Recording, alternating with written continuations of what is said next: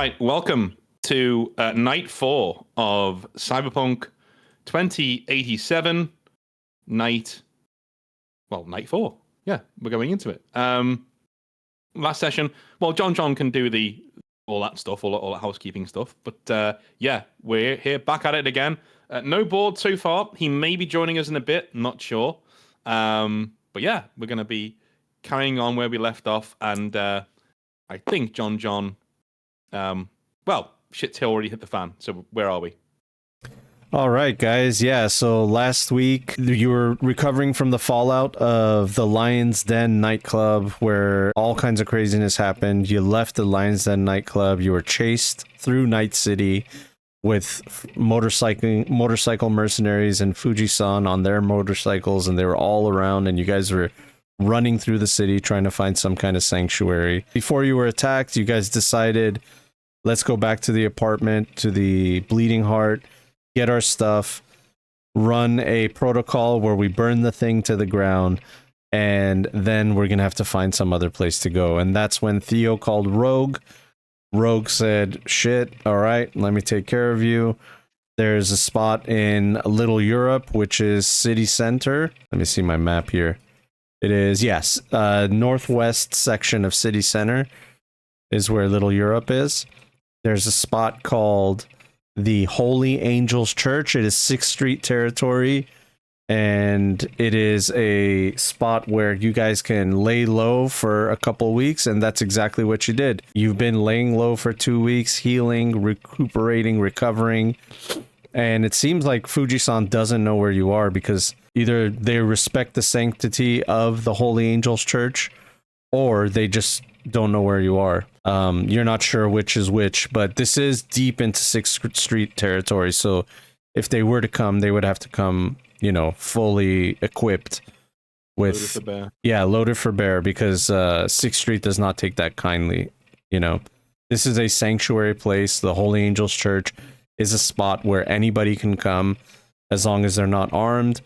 There's a lot of gang meetings that happen here on, it's like neutral territory, and 6th Street is there to facilitate that and make sure that everybody follows those rules, as long as they like you, you know, so as long as you're in good standing. And Rogue is in good standing with 6th Street, so it all worked out.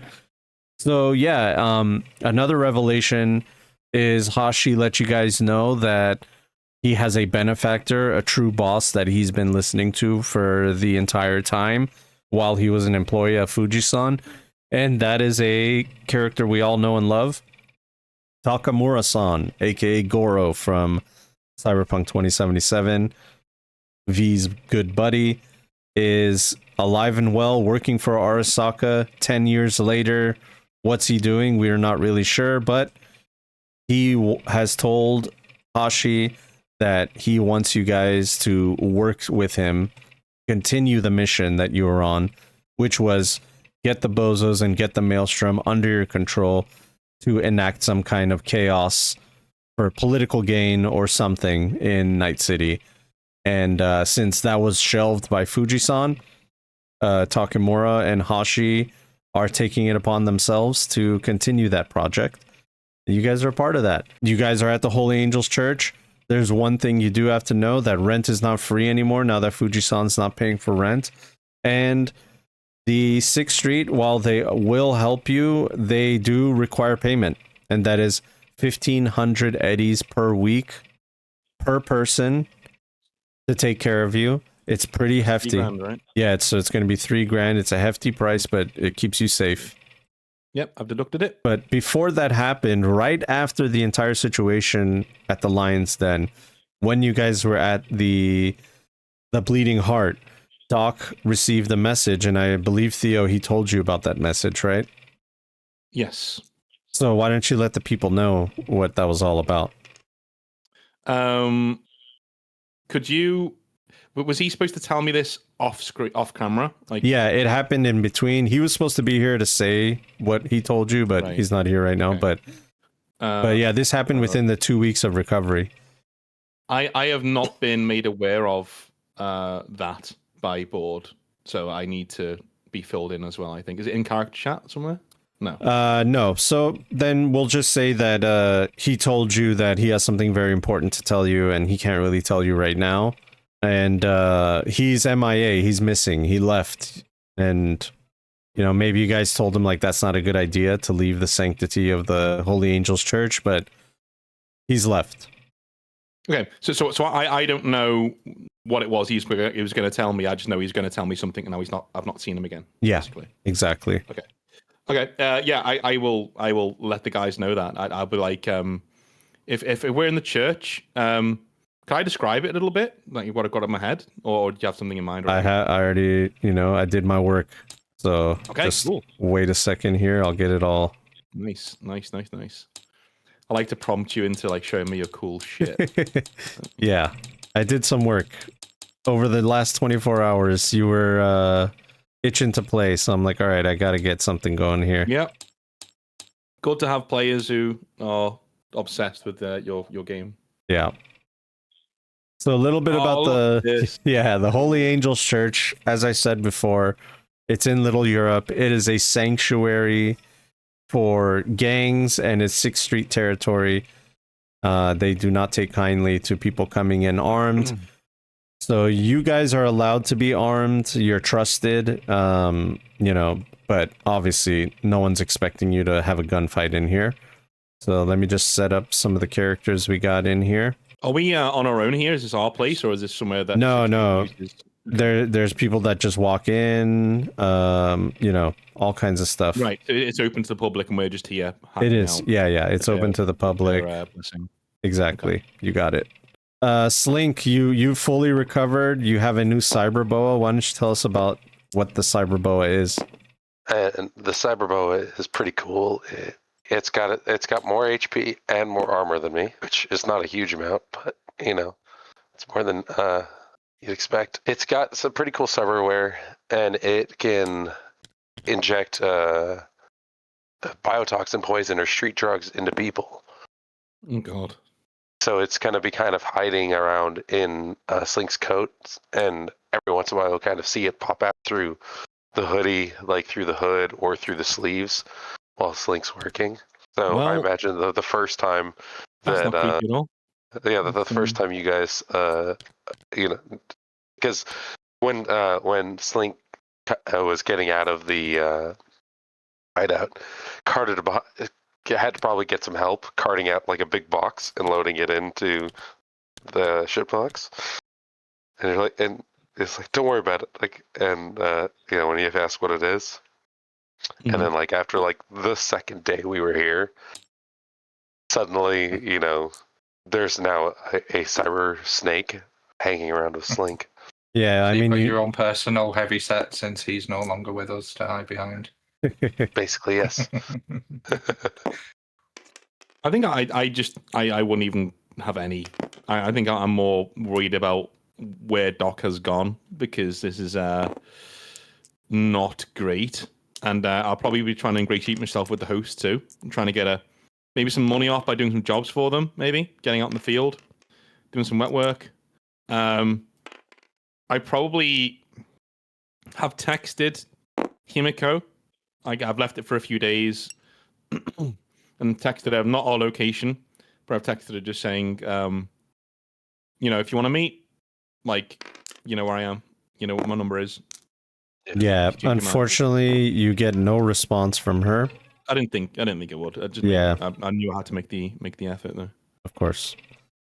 So that's pretty much it. Like, I think Theo's just been hiding out. Like, he's not been. He's letting the heat die down, and he's doing also research on Takamura. Like, as much as Takamura may know who Theo is, like, Theo has heard the name, but he doesn't really know much about him. He knows he's a big deal. He's like big fucking deal. So he's probably gone to Rogue, Giselle. Yeah, Rogue and Giselle. He's gone to both of those, just saying, hey, dig me up everything you can, surface and underneath on this guy. And then if he's asked why, then again, maybe he isn't, so I'll leave it there. Roll me a bureaucracy. Okay. That is in social skills, I'm guessing. Yeah. Yes, it is. Bureaucracy. Bribery. No, it isn't. There's nothing there. It might be under intelligence. Hold on one sec. I'm just going to close this door. Bureaucracy is under education skills. Oh, okay. I got you. A third one down. Education, language, local, science, tactics, wilderness. I've not seen bureaucracy on there. Left on the left column. Oh, gotcha. Yeah, 5 plus whatever this is. Alrighty, that is 15. All right, with the 15, Takamura is very well known within corporate circles. He is a power player in Arasaka. He's right at the top. He's basically like he's in charge of the security of the head daimyo of Arasaka, and we currently don't know who that is. They've kept it secret after all the stuff that has happened with Saburo, Tetsuo, all, you know, the whole family and everything. So they're kind of keeping it under wraps on who's running Arasaka. But it is known that Takamura is one of the only people that does know who the leader is and is in charge of their security. And also oversees any major projects that Arasaka has got going on. Not all, but some of them. And yeah, he's a pretty big, important guy, you know? That's so cool. Yeah. So at the end of 77, he was pretty much on the outcast, wasn't he? Because I think in our timeline, Himiko dies. Yeah, I think. Yeah. I think so. Yeah. Hanako. Hanako, sorry. Yeah. Nice. So yeah. Okay. So that's cool. I know there's stuff like Theo that I know anyway. So I probably bank it. So, okay, well at least surface level stuff. We know what's happened there. Did Ro come back with anything, or has she not come back to me yet? Yeah, that's what she told you basically. Okay. Yeah. So your bureaucracy. She sent you a bunch of information, and you went through it, and that's what you found out. Okay. Yeah. All right. I will probably share that with everybody. If we're all like, how about like we're sitting in the pews, like we're watching like like at church, like, and I'm just like saying to them like, okay, this is Goro's like a big deal. He's Arasaka. When I say he outranks Fuji-san, that's like a star outranking the lamp on beside your bed. Like that's how big he is compared to Fuji-san. So yeah, this guy, whoever the emperor is of Arasaka, he has their ear. Knowing how they work, he may be the one in charge, and this is a cover he's using to basically run the show from the shadows. But he's not someone to be fucked with. So if we meet this guy ever, or a representative of his, we either run, or when he says jump, we say how high. Essentially, like this is not something we can. And you know me, right? I will bullshit. I will bullshit and talk my way out of whatever I can. Like I am not doing that with Goro Takamura. Like just not happening. He's been in more scrapes than I've had years. Let's just put it that way. Yeah, I'm on board. Yeah, and by the way, Darby Hashi comes over to you and he says like, "Hey, can I speak to you, please, personally?" Okay. I'm still like, I'm reluctant to speak to him, but if he seems like it's important, then I'll probably go to one side with him. Yeah. He'll come to you and he'll say, "Is there a reason why your automaton is observing me closely? Are you running some kind of operation where you're running surveillance on me?" Let's just say that she's pretty advanced, and she's got our back, or more so my back, not yours right now. You're still an unknown, but one less than an unknown because of the shit you pulled at Lions Den. I'm not really on friendly terms with you, but we'll see how this Goro Goro Takamura situation plays out, and you know we might be on an even par. Well, listen, Darby, if there's something you want to ask me, you can ask me directly. Don't send your robot to stand over my bedside. I woke up and almost had a heart attack. He was standing over me. I'll let her know. She has a mind of her own at times. But yeah, I'll ask her to restrain it a bit. No more creeping on bedsides. So yeah, Darby would have been, apart from obviously recuperating and trying to get the use of his crushed hand back, he would have probably tried to go back to his shack in the junkyards of outside Night City. I mean, he wouldn't have done that if he definitely thinks that it's too hot, like the heat's too hot, that he has to stay here. But yeah, he wouldn't want to be in this sort of environment as long as he could leave. Well, 6th Street and the church provides you with everything that you need. If you need any parts, you could send Aura. She can go on her own, put her hood up, and she just looks like any other cybered out person in Night City. So... Yeah, so I'll probably ask her to go and get some parts so that I can do sort of routine sort of upgrades and modifications if anyone needs any. But probably just general maintenance of the group's equipment. I'll be doing that whilst I'm recuperating. She will come back with everything that you asked for, but then she also has like extra things, like random knickknacks and stuff. And you don't remember leaving any money with her. No. So she'll show up like with random like hard drives, computer parts, net running parts, a stuffed animal. I'll... Okay. Alright, what's all of this extra stuff? Like, where's this come from? I acquired it in the streets of Night City. Please explain what acquire means in your context. I acquired them with my appendages. You didn't do it illegally, did you? Now that I think about it, it could have been illegal, yes. As I did not pay for anything, and I just picked it up as I went. I mean, if you're dumpster diving, I'll let you, if you've just got a keen eye and you found it, but don't be like swiping a data drive from somebody's coffee table whilst they're trying to have a coffee at a place or something. Like, that's where borderline, well, it is stealing. So we don't want any more heat from the Night City PD if we can have it, please. But I like the initiative and the teddy bear. What, like, who is that? Just some sort of keepsake for you?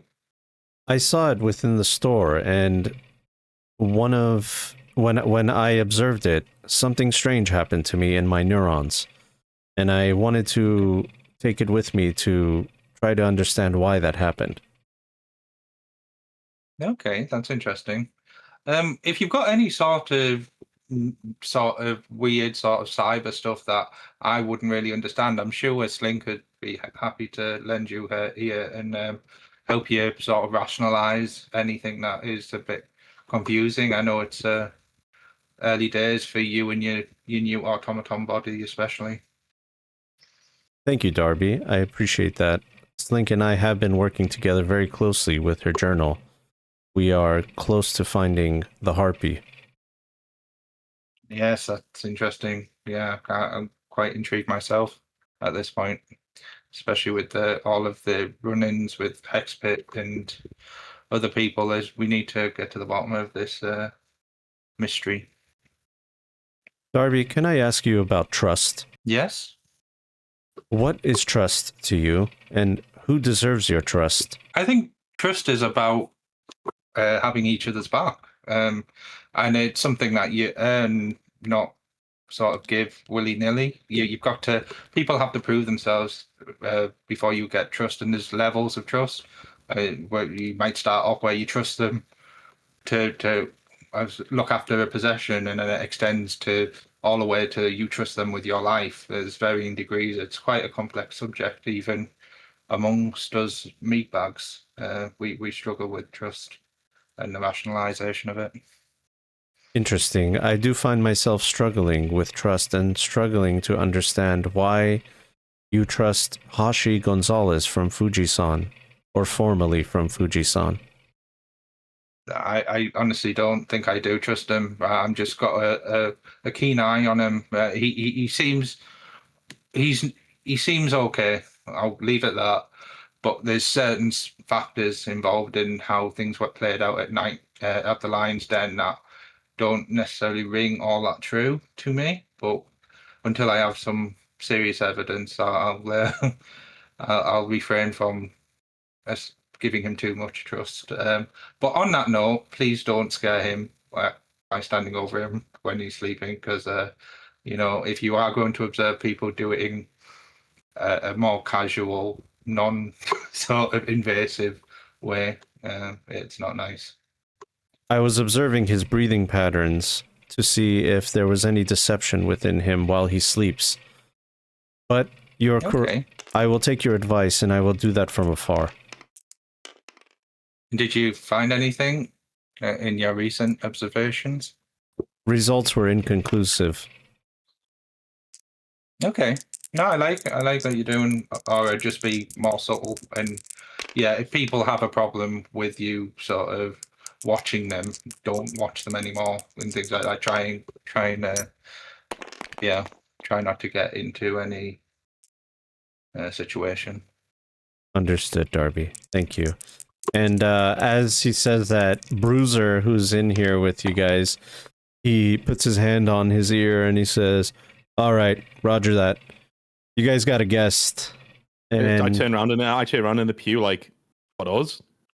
yeah, you got a guest. I don't know. This is here for you guys. All right. We cleared out the church. Okay. Procession's over. Okay. Right. Going. All right, you guys. Are we going to the front door, or No, you guys are going to the main church area. There, everybody has Okay. left. They've closed the doors, locked the doors. Father Matthew is praying over here. And by the way, Father Matthew is pretty chill. You know, as long as you guys respect the sanctity of his church. You don't know much about him. In fact, why don't you guys give me a streetwise on Father Matthew? Sure. That's 13. Okay, I'm looking for a 15 or more. But where did that bonk come from? What was that? I didn't. Did I? I don't think I did anything. It's so funny. No. I don't know that I did anything. No. Streetwise, that is a 14. All right. 1-1. Not very 11, streetwise, are you? 5 plus 7. No, we rely on Theo for that, I think. Well, my dice didn't really roll. It just went up and down. And it was on 2, so he gave me a 2. Hey. Well, why does it say in the chat log that you got 9? Are you sure you read it right? But I re-rolled it to check if it rolled properly. I see what you're saying. The second time it did, but I didn't really count. Yeah, so Father Matthew has some like crazy tattoos on his neck that he's hiding, and they run along his arm. It looks like anytime he like lifts up his arm and his sleeve comes down, you can see a tattoo, and they are consistent with some kind of military service. And just with context clues, you know that 6th Street are a lot of ex-military and their paramilitary group. So you're just assuming that he has some kind of ties to that, but you're not sure exactly what it's all about. But he's a chill guy. He's very calm. Looks like he can take care of himself. And all that he asks is that you guys respect the sanctity of the church. And, you know, he might have even asked some of you if he could pray with you. And how would you guys respond to that? I'd be cool with it. I think if we're in his house, so I'd be like, yeah, sure. And I'd probably pray for my dad and like, probably my dad and Himiko. I'd pray for them. Yeah, Slink wouldn't really pray, but you do the head down, kind of respectful. Would he be open to me giving him confession? Yeah, for sure. For sure. Actually, he encourages it. He gives you the prayer of delivering yourselves from evil and the Lord's prayer of protection. And then when he's done with that, he would have asked you guys, if you guys would like to confess, I'm more than happy to hear that. I'd do it. I'd go in and lay it all. I'd probably tell him. I'd get him so I have this thing of like, there's like a crate of beer outside the confession booth, and we just like every now and again one of our hands just comes out and takes one and goes back in again. Yeah. And I lay out everything that's happened from literally me meeting Darby until now. In fact, fuck it. Like from when I was in Japan until now, I lay it all out like a 4-hour, like a conversation or like back and forth.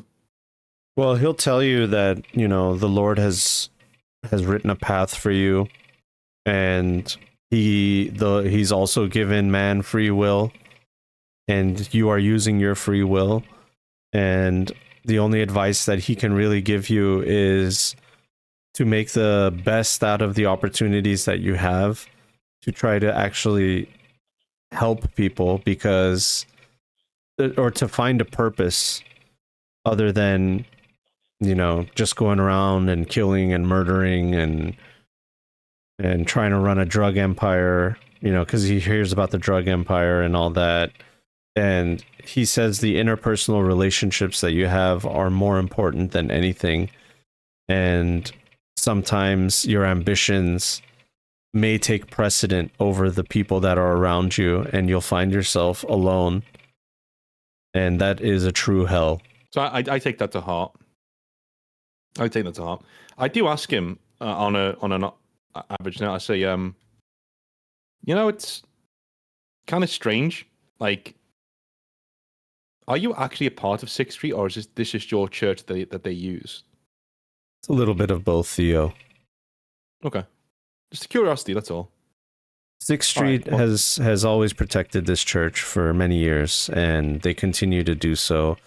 And they understand the sanctity of the church.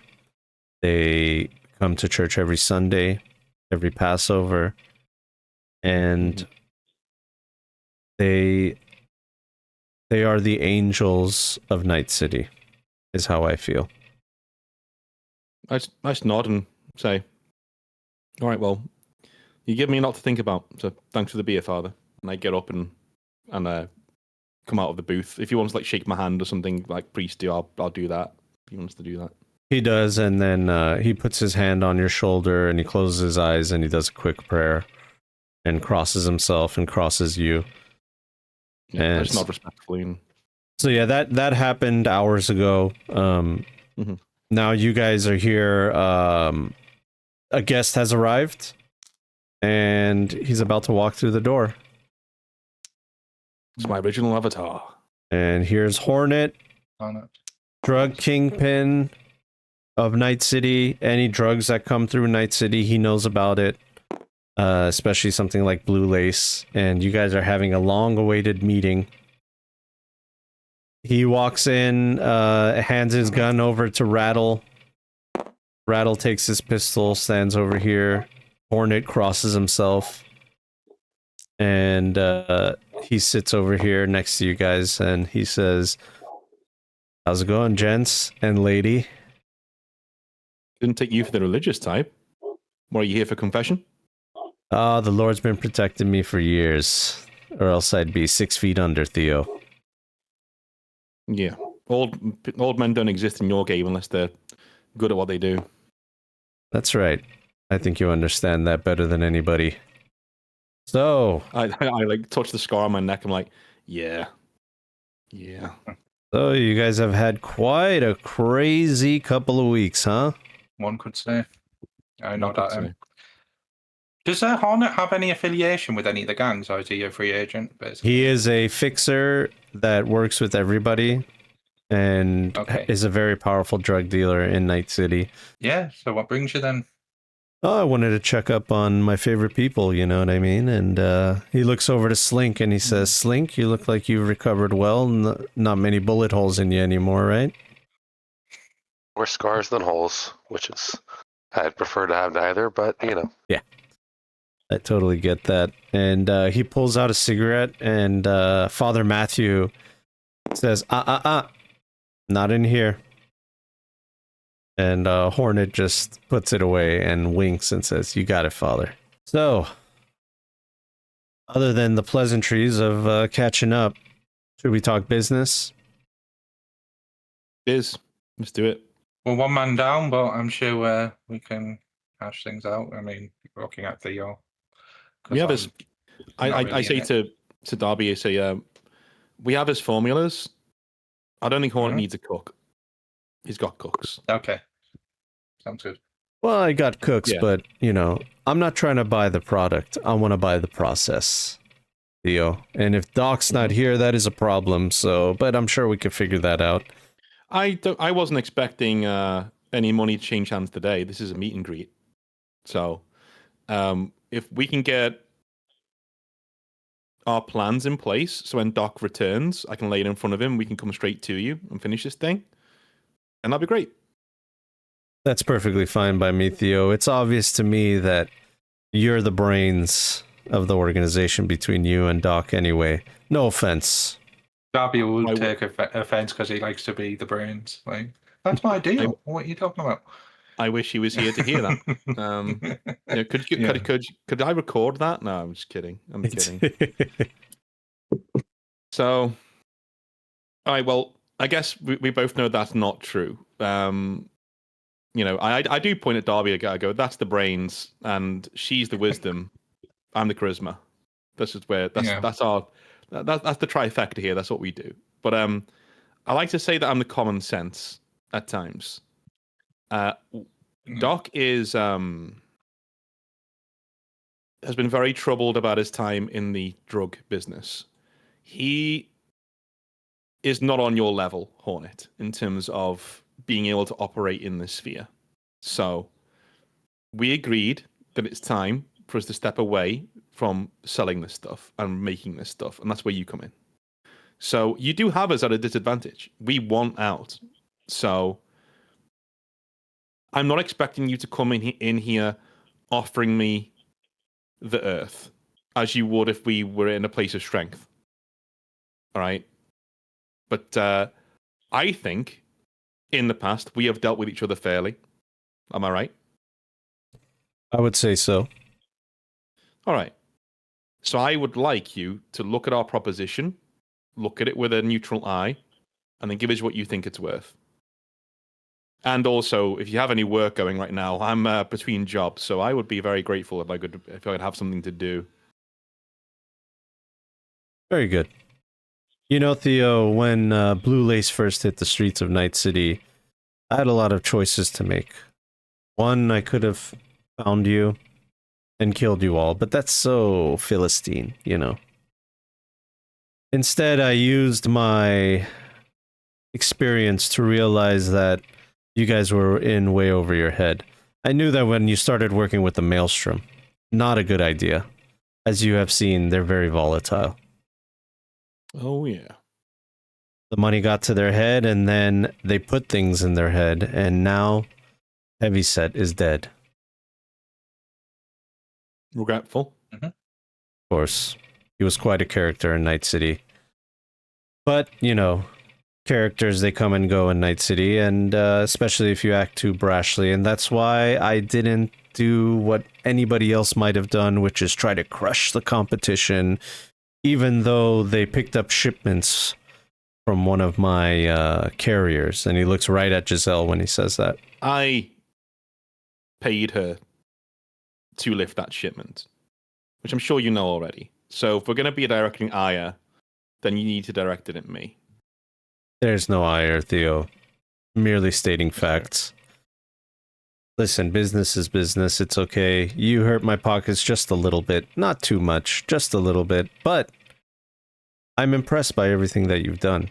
I put my ear to the ground, and I hear you're working with the Bozos, then you're working with Fuji-san, and then you're not working with Fuji-san, and now you're here hiding in a church, which I'm sure is not something that you love doing. I look over at the father and I go, well, you know what? It ain't so bad. I think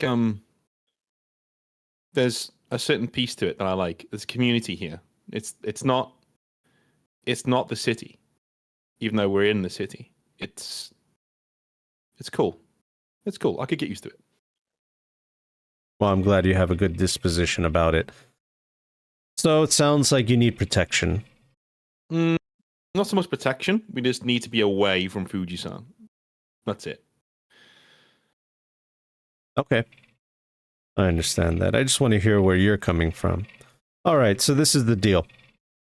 I want to buy the process. I'm going to be making blue lace myself. I'm going to be selling it myself through my own venues. The only question I have for you, you had been using Maelstrom. There is a current power vacuum going on. Did you figure out who the new leadership would be? Is there a stable leader that is up and coming? We do, yes. We do. He does seem a lot more stable and calm than Heavyset was. I'll put it that way. He was always the voice of reason. He's a prick. Don't get me wrong, but he was always the voice of reason with Heavyset. So with him there, I imagine the problems between them and Maelstrom, between them and the Bozos, will calm down. And as far as I'm aware, he wanted out of the business of Blue Lace. He seems to think it's done irreparable damage to the Maelstrom. But Eddie's talked to him. I'm assuming you make him a decent offer, you cut him in a decent slice, he'll come around. All if right. he doesn't, maybe you can employ me and I can change the leadership. I'll think about it. Oh, looks like somebody just walked in the door. The man that we wanted to talk to. Guy? Let's just give him a He is. minute to settle in. Yeah. He's got to come in. He's got to do the sign of the cross. He's got to take a moment. Yeah. Like dramatic timing. This is like really good dramatic timing. I want to believe he's done this on purpose. Anyway, sorry. Like the man himself is here, so I assume we can move from foreplay and go straight into fornication. Absolutely, just the man that I wanted to see. It's good to see you, Doc. Hope you're feeling well. I've been better, but thank you for your thoughts, your kind thoughts. Slink's gonna, while they're kind of doing the negotiation, as possible to help out, she's gonna look into kind of what the presence of Blue Lace looks like on like kind of the darker side of the net. Okay. See if they can get information that might give them a little hand up in these negotiations.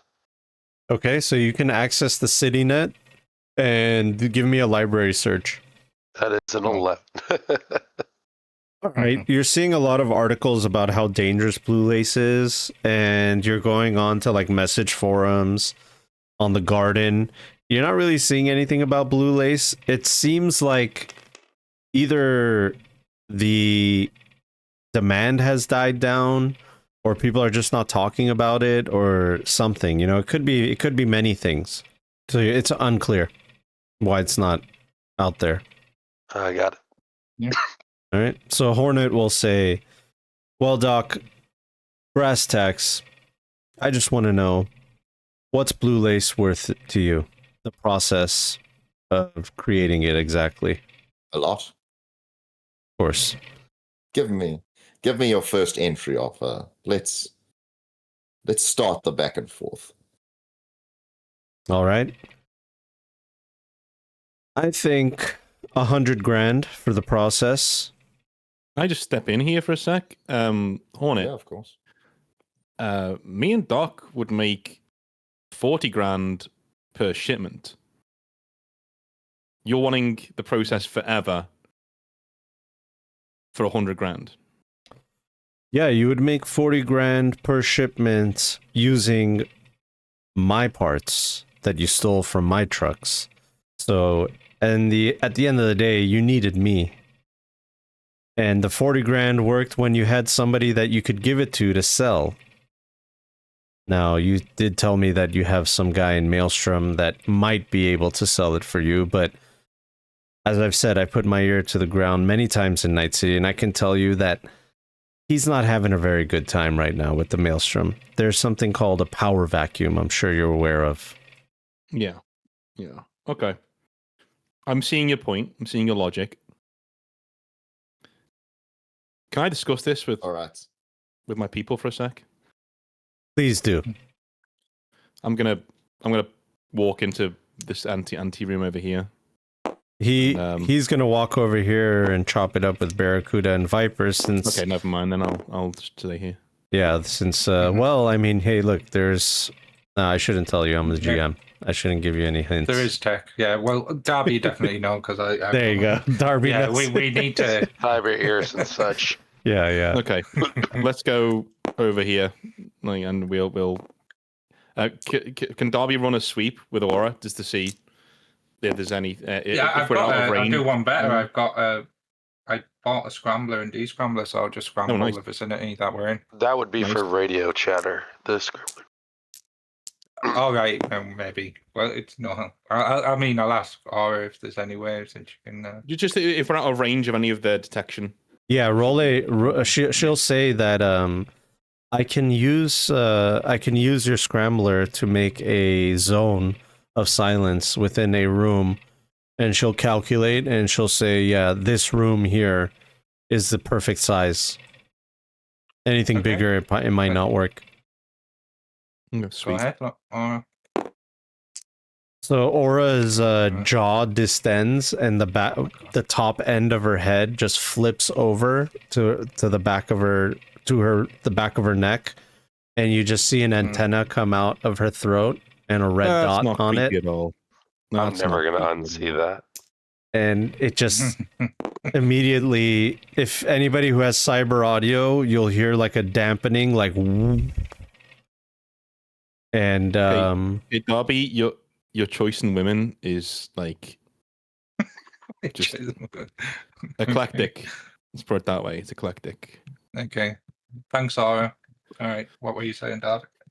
Theo, I'm talking to myself. So I hate to say this, Doc. The guy has a point, but I don't like selling this for 100 grand. I think we can get some more out of him. I have an idea. I have an idea on a price.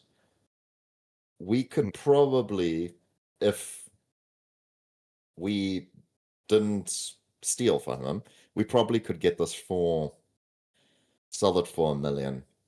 Easy. But because he's doing us a favor, we could probably, I'd say, get away with 500. I had a sweetener in mind. With a favor.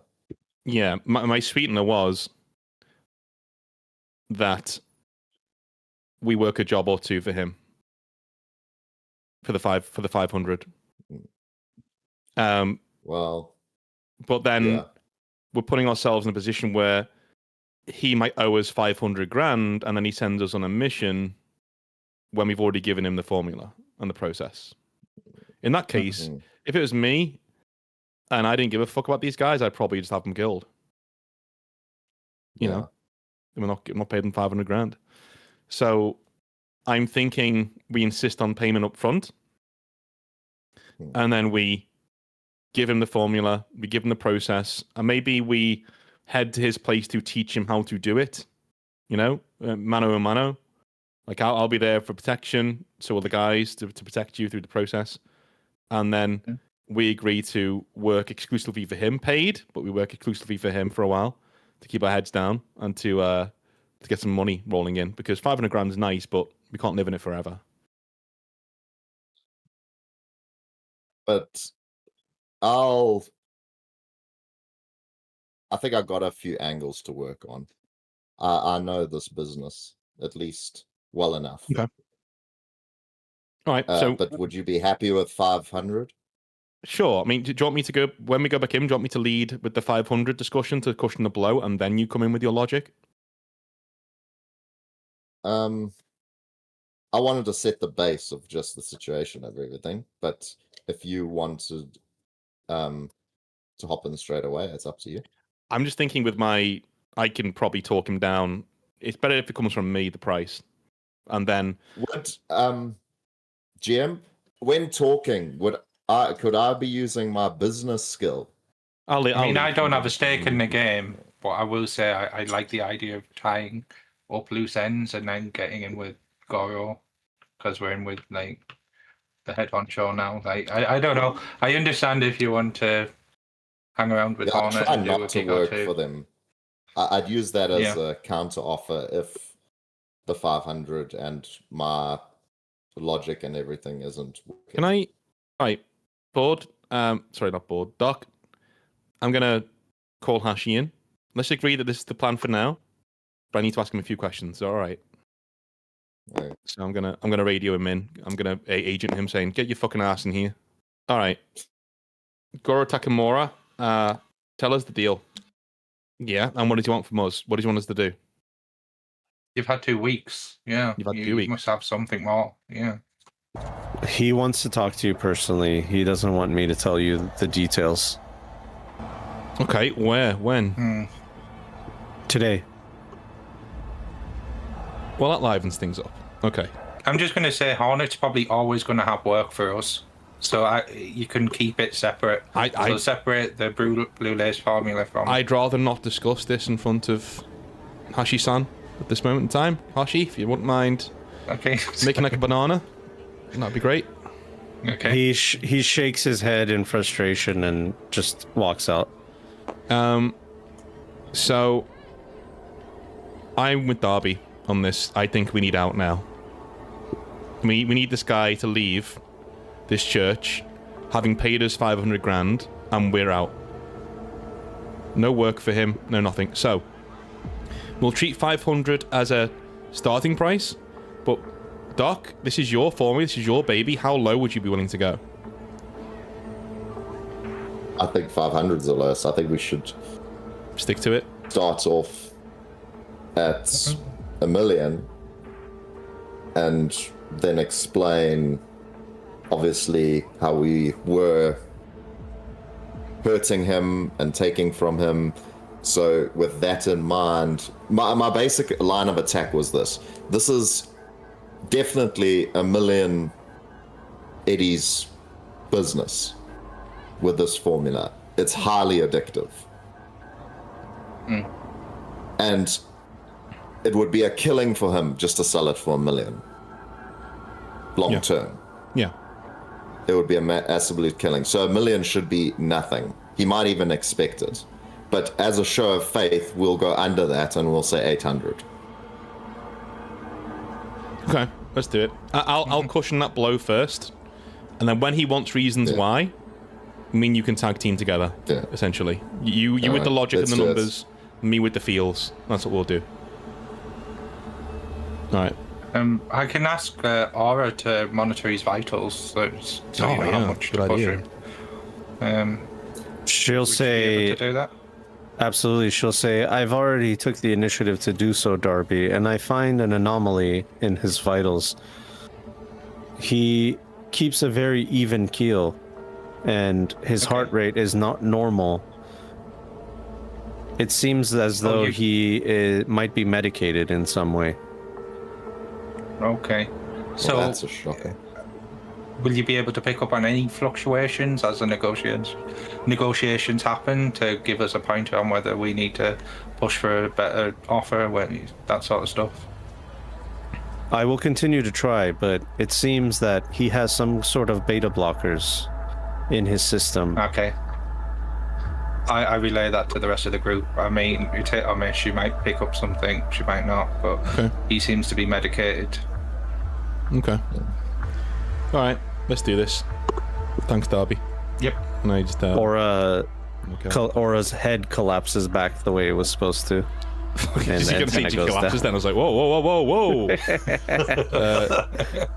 Okay. Come, Darby. I'm like, I call our esteemed friend over.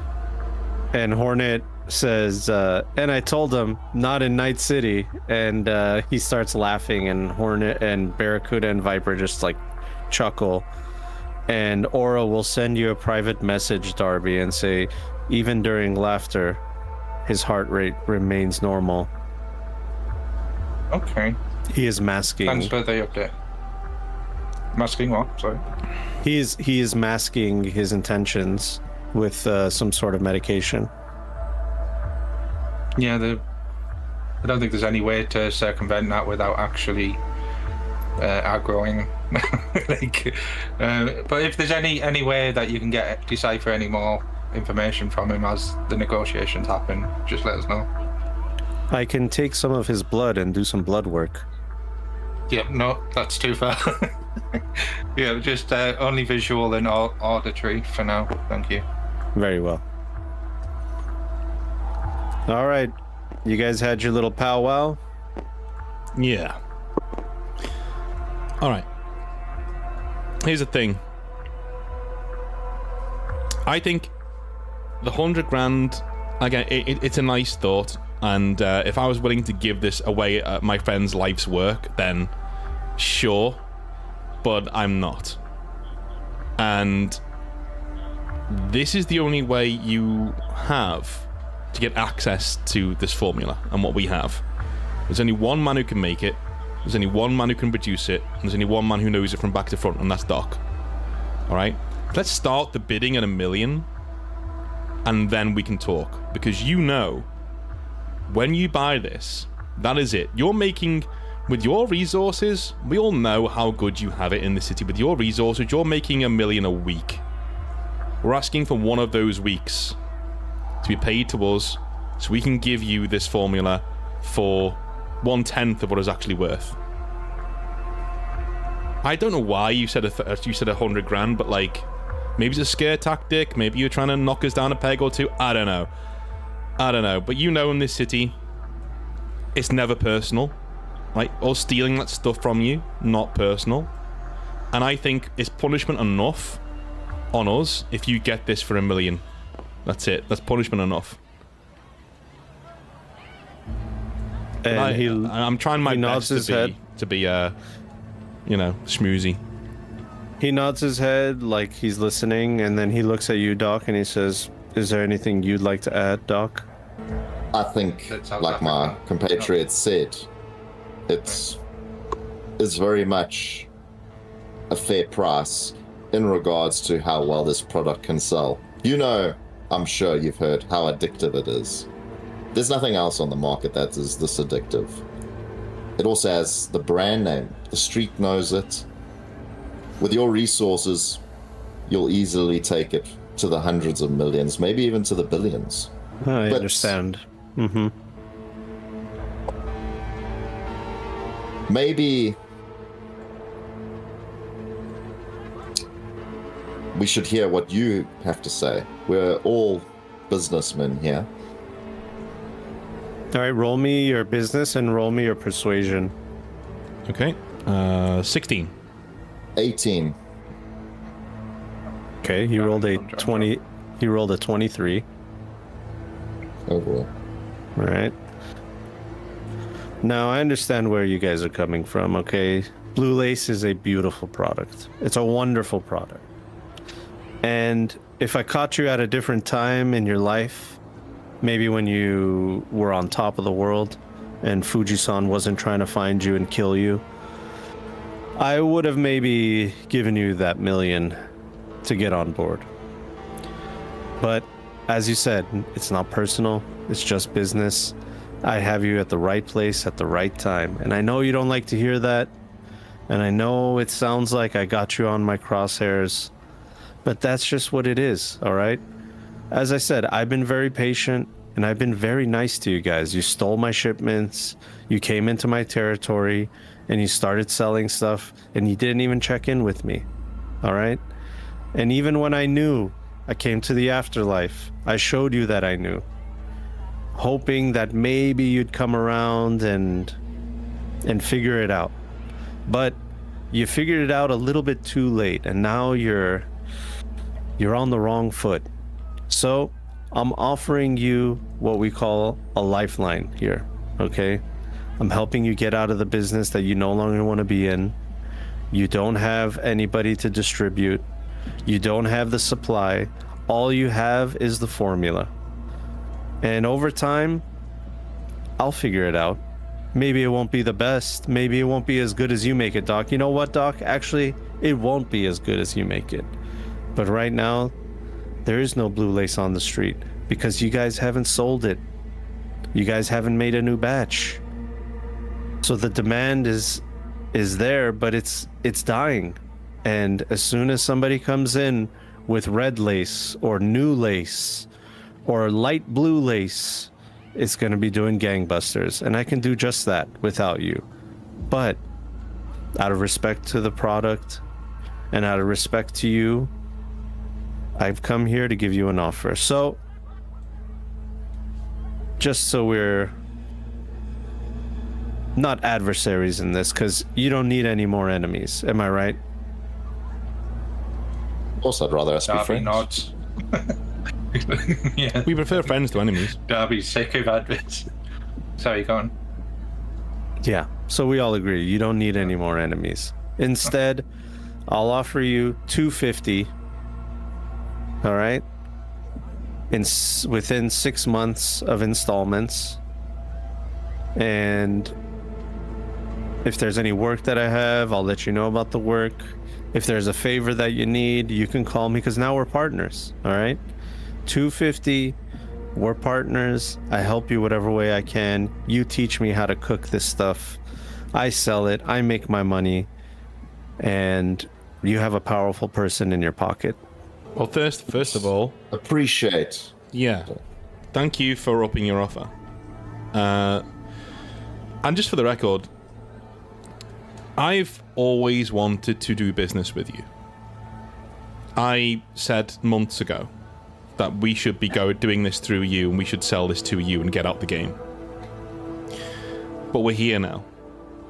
And we've spilt a lot of blood. And as somebody who knows the street, as I'm sure you do, you know losing friends, losing people, means the accrued cost of what we're protecting goes up. Because we need to make sure that they didn't die or lose limbs for nothing.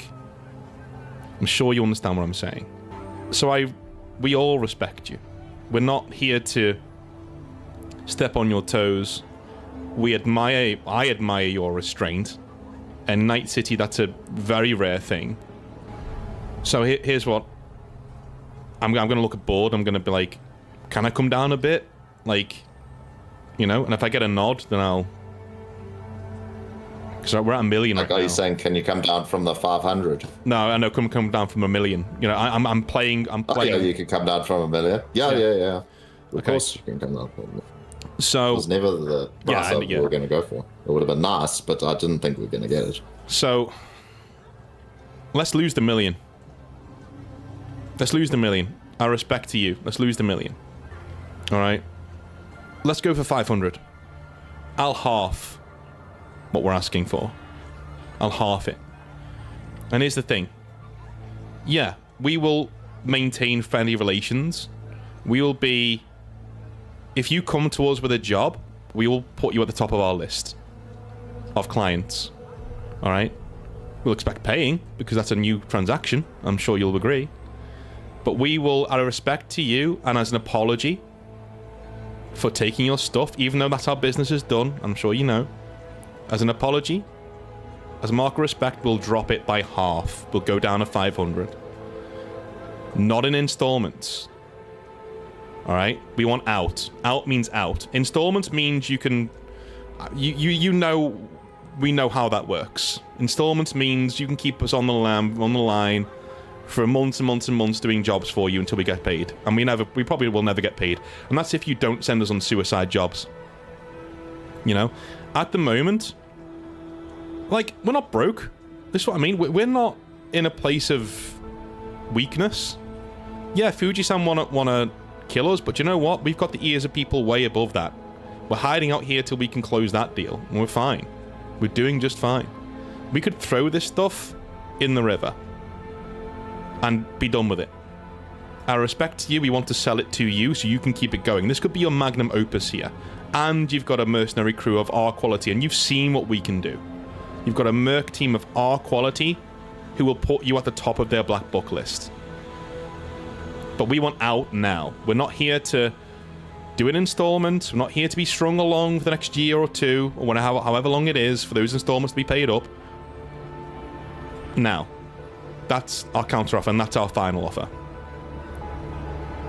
So, mechanically in Cyberpunk Red, you can't do the same skill check that you just did unless the parameters have changed. One way you can change the parameters of a skill check is by adding luck.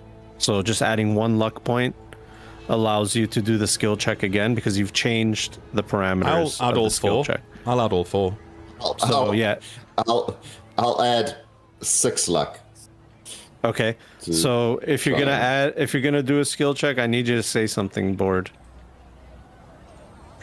I'll offer this on top of it, a sweetener and a show of good faith to our partnership. I'll come in and I'll teach your guys by hand how to make it perfectly. I'll also look at any of the other products you have and see if I can tinker with them a bit.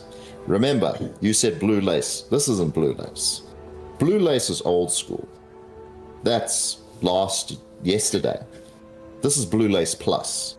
This is the next thing. And you want the next thing. So, I'm not just offering the next thing for blue lace, but I'll look at some of your other products and I'll see if I can make them the next thing. Okay. Not forever, but I will tinker with them. Hornet just nods his head. Roll the dice, dudes. All right, so +4 to me, and so I've got And 18 plus 6 to you. plus 18, 22. What? Do you do this to me? Board. Do you need? So okay, Oh, so do you need to do technically it that's again? technically with your luck that's a +7. So roll your Okay. another d10, see how much you subtract. Here comes a 10.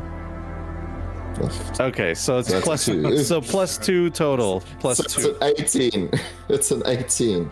All right, 18, and then what was yours? I got a 22. 22. Okay. You're Hornet low. considers what you said, and he says, "Look, I understand. I understand where you're coming from. I just have to tell you, though, you're saying all these things that could supposedly happen. You have the ear of someone higher. You're just in hiding for a short period of time. You know, these are all amazing words that are coming out of you as Fuji-san, a giant corporation, is breathing down your necks.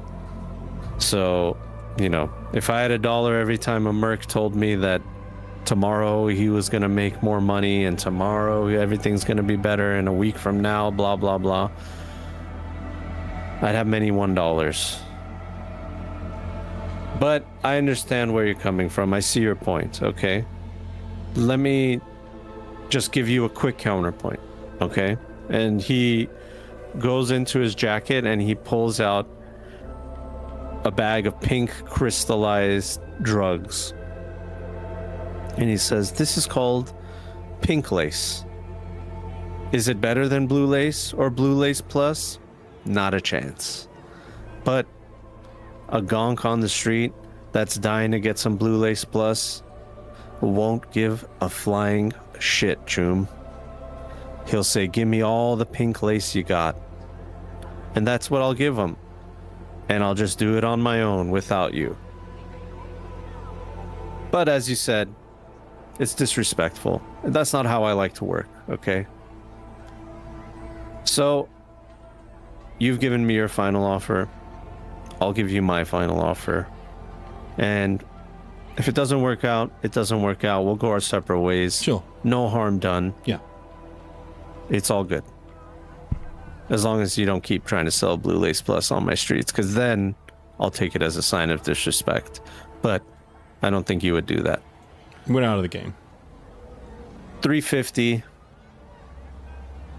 cash up front in Eddie's. You teach me how to make it. You wash your hands of it. You never sell drugs on my streets again. You don't get involved with it at all, and you walk away. And I looked at Doc. Just for interest, GM. Yeah. If you still had a bit of luck, could you use that luck and say something and change the parameters again? Well, now the opposing roll will be so difficult that you would have to roll like 2 10s. We've said final offer both times, so yeah. Yeah, I don't think we're gonna get another. You chance. need like a 35. 350 is still great. Yeah. Yeah, you need like a 35 result. You know. North, I think 350 is still great. I didn't want to go lower than that, but of course it's me rolling those ones. I'll just I'll nod and say I'll hold up my hand so we can shake it, and I'll say, all right, let's do this. And can I just say this? Did he include a favor in that offer? Well, no. So I'm going to include this. No. You show me in negotiations that you want hell of a guy to work with, and maybe 4. So if you need a merc team, as I said, if we can get Yoria, if that ally thing is still on the table, I'll take that too. If you're offering it, and you'd be at the top of my list for jobs that come in. He pulls out a cyber hand, grabs yours, and he says, "Of course, Theo. Of course. All you got to do is get out of the predicament that you're in. But if you do, I've got plenty of stuff that you can do for me, and we can all make some money." I like the sound of that. Do you want a beer? No, I should be taking off. But before I do, Giselle, he looks over to her, and she kind of like puts her back up a little bit. I'm looking for a security expert to help me with holes in my security at the docks. I think you might be that kind of expert. How about you work for me and patch up those holes? And she like looks around and she smiles and goes, yeah, Hornet, yeah, I'll do that. Sweet. Very good. We'll have that conversation at another time. And then you suddenly, there's a commotion as you see a bunch of 6th Street heading towards the front door over here.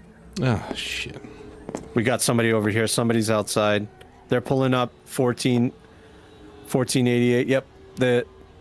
Hold on. 3 black vans. Behind cover. 3 black vans. Blacked out. All right, be on the lookout. Father Matthew just comes out and he's like, "What's going on?" Sorry, Father. We got somebody outside. They're coming in. We don't know who they are. Can I grab Hornet and be like, yeah, we need to get into a side room now. I don't know who these guys are, but Hashi will say that will not be necessary. Takamura-san is here. I'll go over to the father and be like, yeah, Father, can you tell these guys to stand down? Last thing we need is a bloodbath here. This guy is not to be fucked with. He could detonate this entire church and not blink. So, he means peace. He's not here to cause trouble. But if they fire on him, like, he will literally nuke this entire place. He has that power. He can do that. Very well, Theo. Gentlemen, stand down. And they look at the father, and then one of them gets on the comms and says, like, stand down, friendly. And in comes a familiar face. Dude, he looks so good. That's awesome. Oh, that's cool, yeah.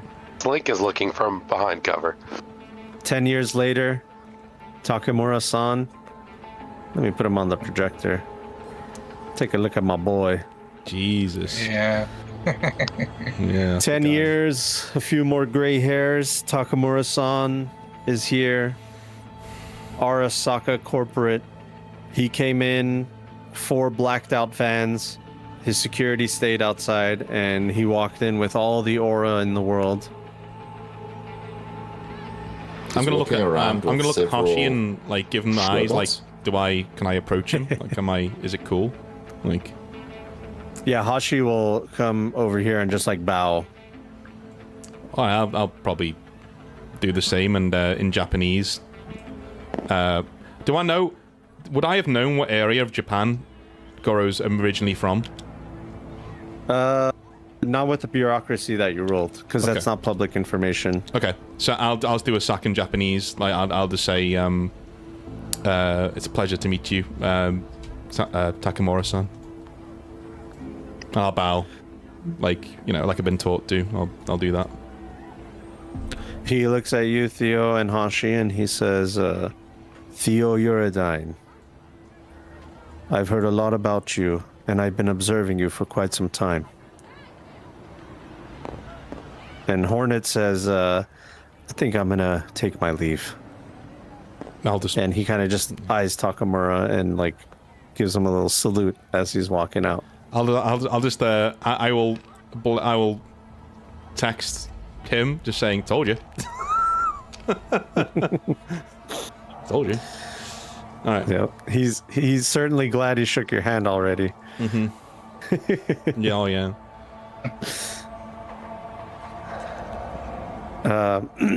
So Takamura says, is there somewhere that we can speak in private? Yes. So I will just walk over to the room we were in. Just I'll tell Aura to, you know what to do, Aura. If I catch Takamura's eye, I'll dock my cap to my bowler hat to him. Slink. Out of respect. Link's in the corner. Could you She never moved. get a handle on the cameras outside? See how many we've got outside. Yeah, I want to know what he's packing. Slink will do that. Where's the network? Let me roll. So you've been here for 2 weeks, Link, so you don't even have to roll for it. Like there's no danger or anything.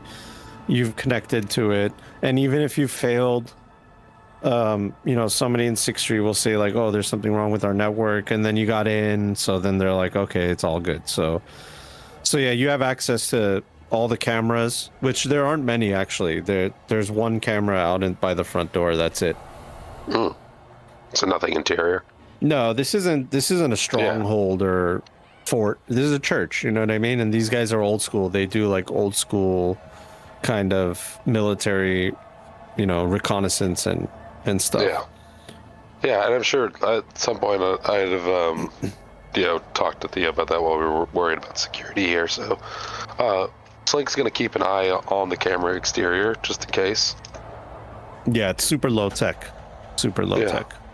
Yeah, nothing crazy. You look outside and you see 4 blacked out vans. They don't have any logos on them or anything. But out of the vans are some Japanese looking security experts. They have some very expensive hardware, some crazy guns.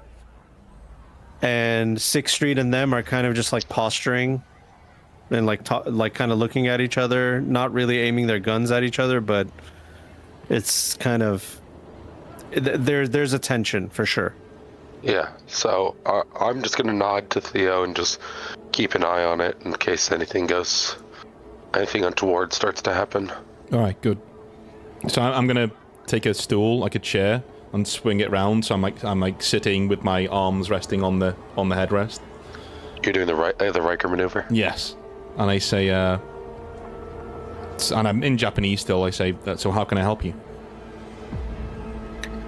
He answers you in English. I believe it is better if we speak in English so your other compatriots can understand. Yeah, sure. First off, I would like to know whether you are all safe here and whether any incidents have occurred. Anyone can have input, but yeah, we are. Nothing's occurred. I've had my confession taken once or twice, but apart from that, Just licking our wounds, trying to get ourselves back to full strength. They've taken good care of us. We're extricating ourselves from the mess we were in from taking, I believe, your orders, which I believe we executed to the letter and in good time. And what about this meeting with Hornet, the fixer? Part of the extrication process.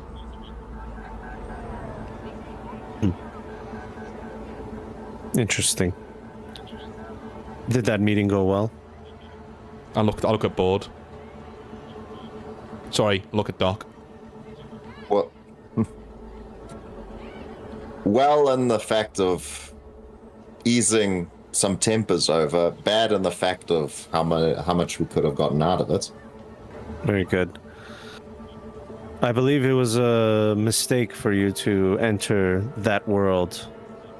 Hashi and I, we had our suspicions, and with a little bit of research, we found your business venture. He insisted that we ignore it, and I wanted to pull the plug then, but he insisted that there's more potential to you, and I believe that he was correct, as it seems like you are cutting from that business venture. Not one day too soon. It seems that Hashi is not one of your favorite people. Am I correct in saying that? Trust is hard to I'll pipe earn. up, yeah.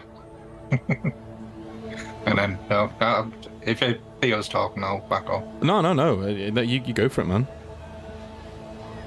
Yeah, I just think that the whole crap that went down at Lion's Den was unwarranted. Like, we could have done that.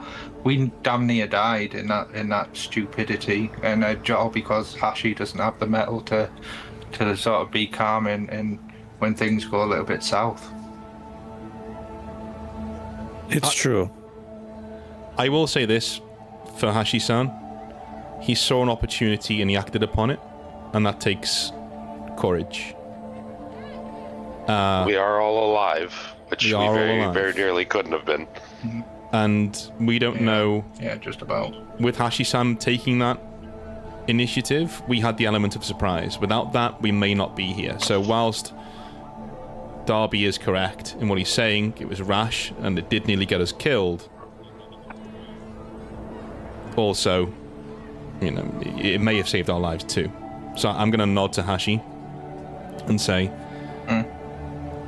trust is hard earned on the street, and when we've been burned once, we tend to act suspiciously of those who brought harm to us. So, and Hashi has been that.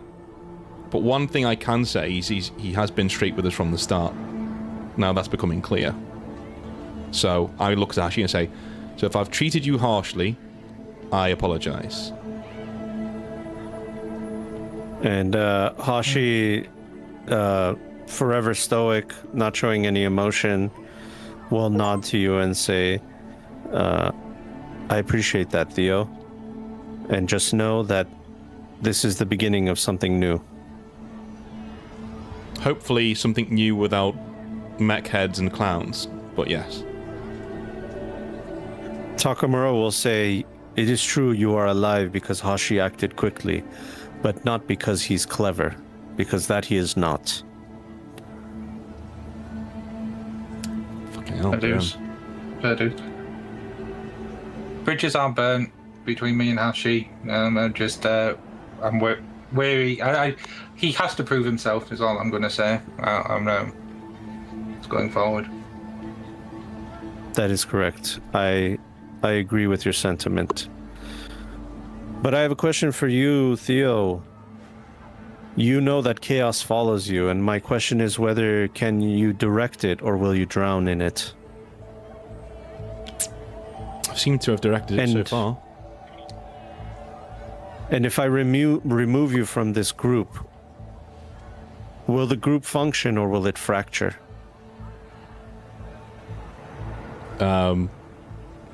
I say, I can't comment on my own leadership. The only people you can ask that are my team, our guys here. So I will do just that. It seems that you're all in this mess together, but did you all have a hand in it? Fuji-san did not underestimate you, they discarded you. Is that because of Theo? Or did you do it as a group? And he'll ask you, he's looking at you, Darby.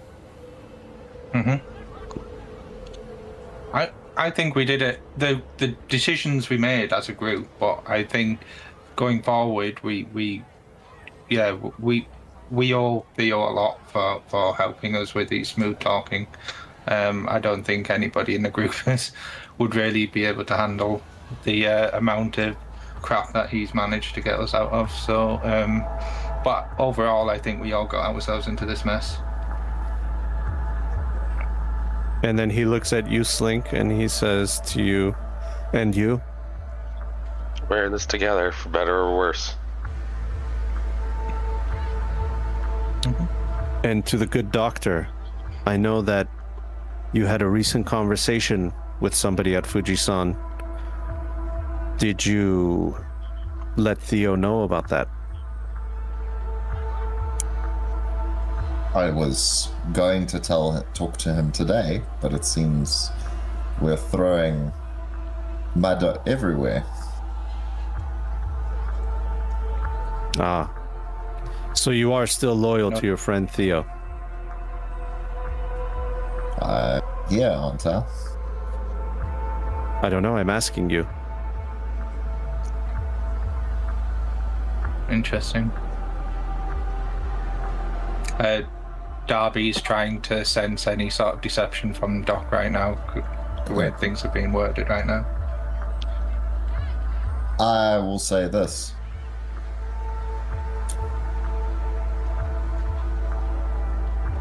I would have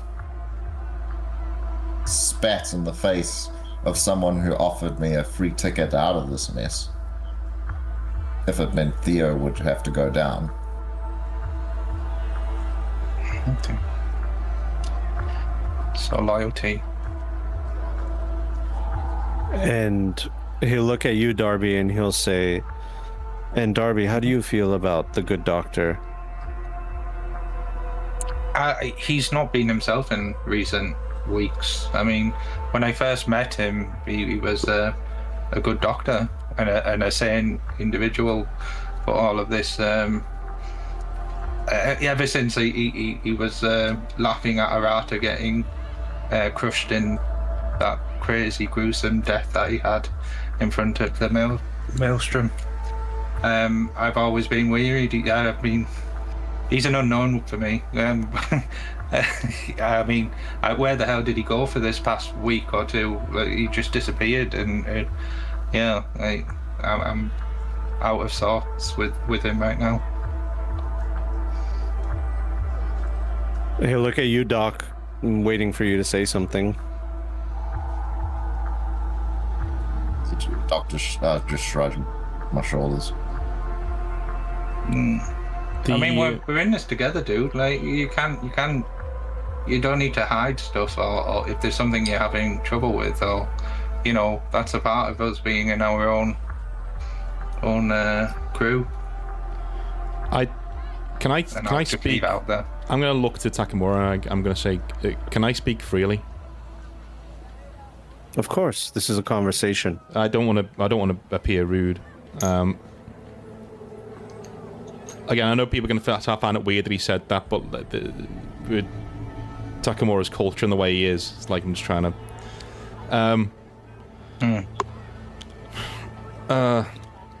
I don't think Doc has been the same since the Arata incident, and I think it's only grown steadily worse.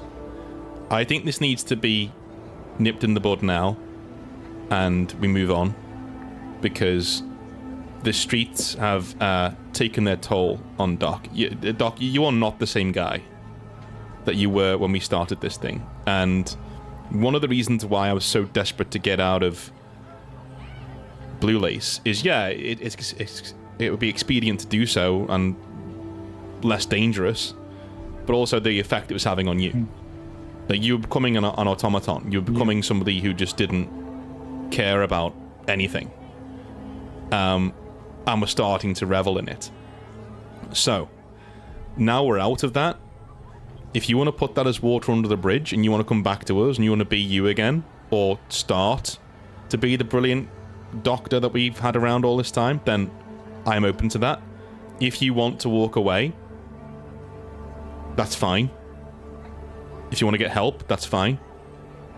But, like, I'm just so I'm being clear, I'm not trying to put words in Takamura-san's mouth, but I don't think what he meant by taking me out of the group was taking me out. I think what he meant was I go away and do something else. So if any of you would prefer that I do that, then I'll do that with the clear conscience and know, I will go and do what Takamura wants me to do. But if you want me to stay, that's good too. I would prefer staying, but I will do whatever you want me to do. I didn't think he was being literal. I thought he was asking us to give him some reassurances as to your leadership. Mm-hmm. I didn't realize this was a literal thing, but definitely, yeah, we want you in the group. Well, I want you in the group. I will be straight with you. The reason I ask these questions is because I want to know, after all that you've been through, whether there's still unity within your group. Because if there's any disunity, then the path that we are going along will be disastrous. So I will ask the same question about the good doctor. If he is removed from this group, will you function or will you fracture? And yes, each and every one of you. Link's gonna pipe up immediately this time and just say, I said it once and I'll say it again, we are in this together.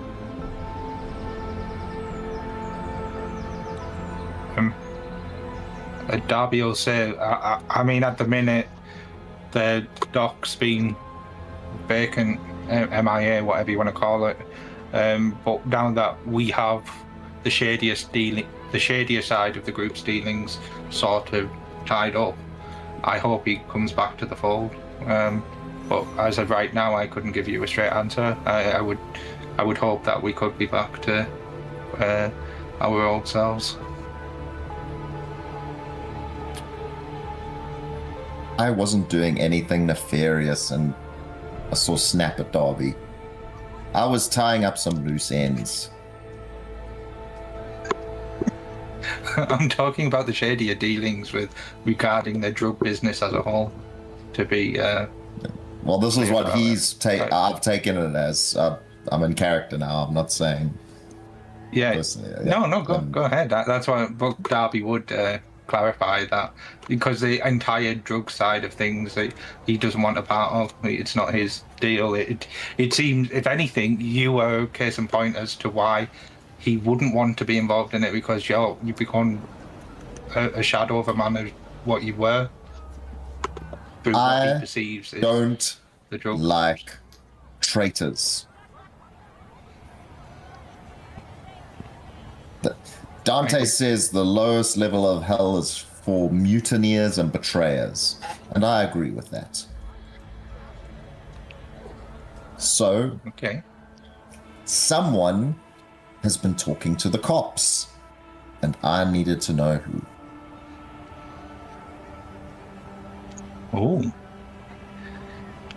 So I was talking to my PR to see if a certain individual, none here, had been talking about our previous business.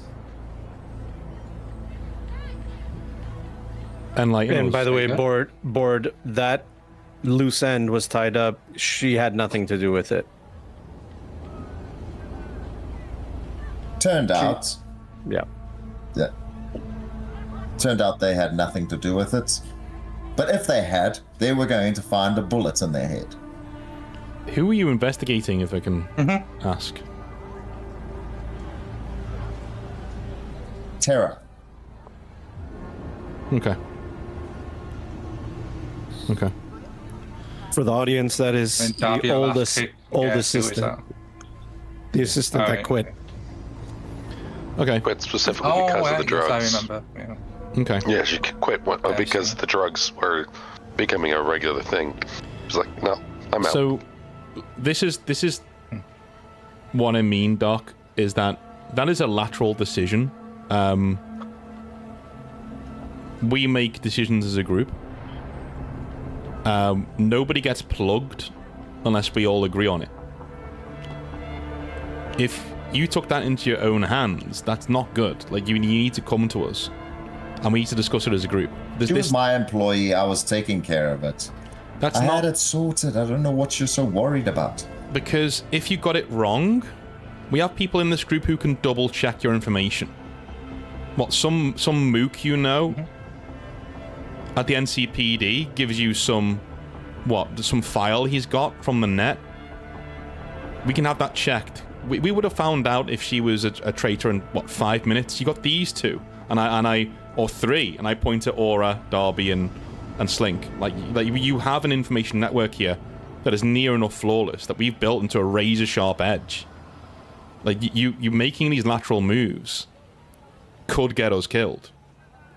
And we still need to talk about you talking to Fuji-san, by the way.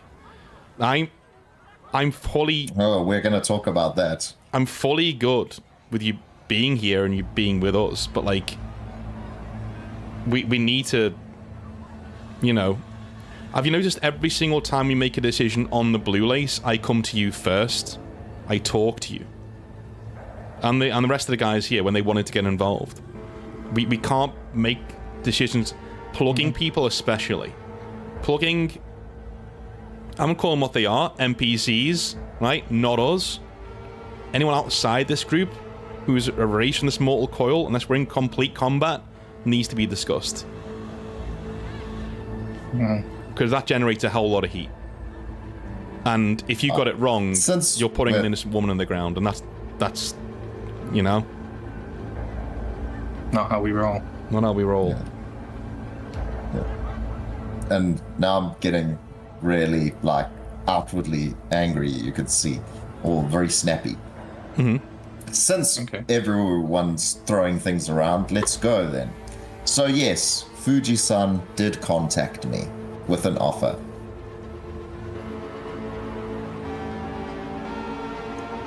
However, I didn't like the terms of the deal. So I made a counter offer. They said you were the issue, Theo.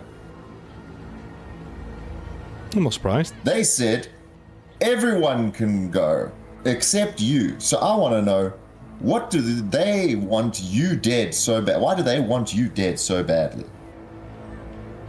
I'm going to look at Takamura-san. I'm going to say, well, Takamura-san, the only corporation I would know that would want me dead is Arasaka. And Arasaka is standing in the room with us right now. And I gesture to Takamura. So why they want me dead specifically, couldn't tell you. But I assume you've seen all the people who've been shooting at me the past 6 months. I assume you've seen that. So maybe I've stepped on the wrong toes, maybe I pissed off the wrong person, maybe I shot the wrong guy.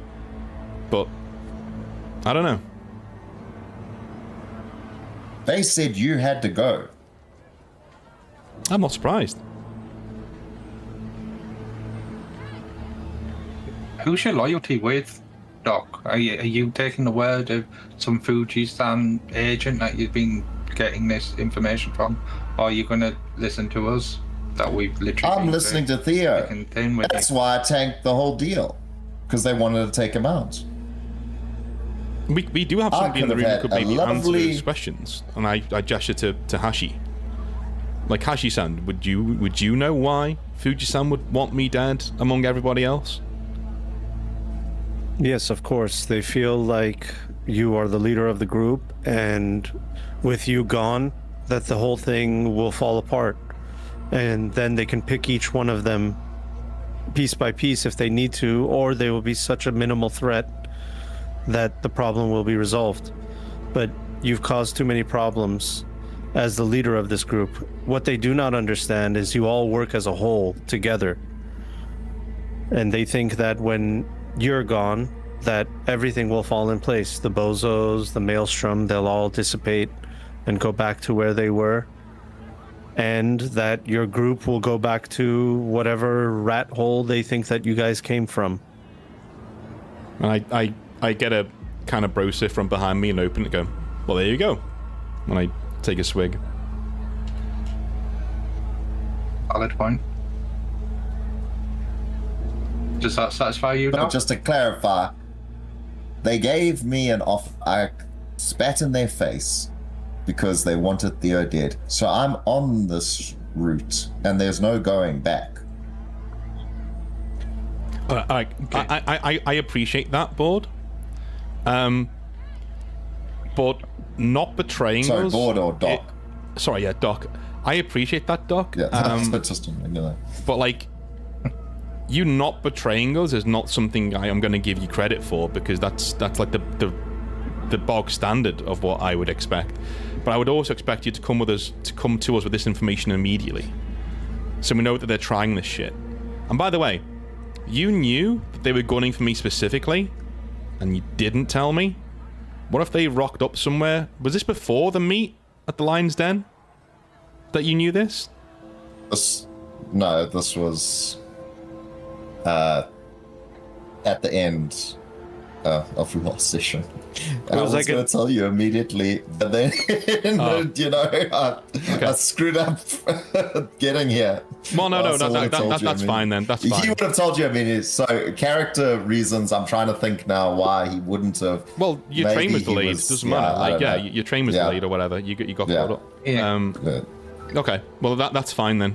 As long as you were going to tell me, like, and this didn't happen ages ago. But my point stands that you not betraying us is not a point of, look, I'm loyal, I didn't betray you, because that just means you didn't take the offer now. You know what I'm saying? I'm not saying that's what you're going to do in the future, but like, as long as the lateral moves... I don't take any offer that ends with you dead. Okay, well, as long as the lateral moves stop and the investigating of people and things that stops, and we're all good. We're all good. But fine. I won't investigate anyone else. I'll come to the group before I have the urge to unleash my, shall we say, violent side. Well, here's the thing. We trust your judgment. So if you come to us and say, hey, I think I need to investigate this, I think all of us are going to say, yeah, use your skills, man. Do it. But we need to know what's going on. That's it. That's it. And that way we can work together. Make use of us. Hashi will ask, Doc, did they say that there was a timeline on your response for this deal? 24 hours. Yeah, that's consistent. They wanted to use that as leverage, give you as little time as possible to make sure that you made a brash decision. They, according to our file on Fujisan, they've labeled you as paranoid. And they must have thought that by offering you this within 24 hours that you would make a decision and that it might benefit them. So to me, Theo, it seems that he has proved his loyalty to everyone here. I don't think he's proven loyalty to me and Slink. He's just said that he doesn't want anything to happen to Theo, from what I heard. So, I would agree. Yeah, it's the not... good Doc's had enough chances to, Theo's done. He's worked very hard to keep me alive. Yes, and we're not like... Yeah, no. Either we put this to bed now. I'm just saying, Darby's still on the. He's not like 100%. I've got your back. Yeah, like, he's still like there's still uncertainty. Of course. But yeah, that's all Darby's putting out there. Yeah, no. Slink is kind of understands that, but Slink's like, board's good and Slink's. Hashi, yeah. But we need to. Oh, sorry, Doc's good and Slink's bug. See, now I've started doing it. North, you've ruined it. All right. We need to get Doc back to where he was, is what Darby will say, and he'll look to Doc to see whether he gets like, is he open to that, or is he sort of, no, I'm happy with the way I am.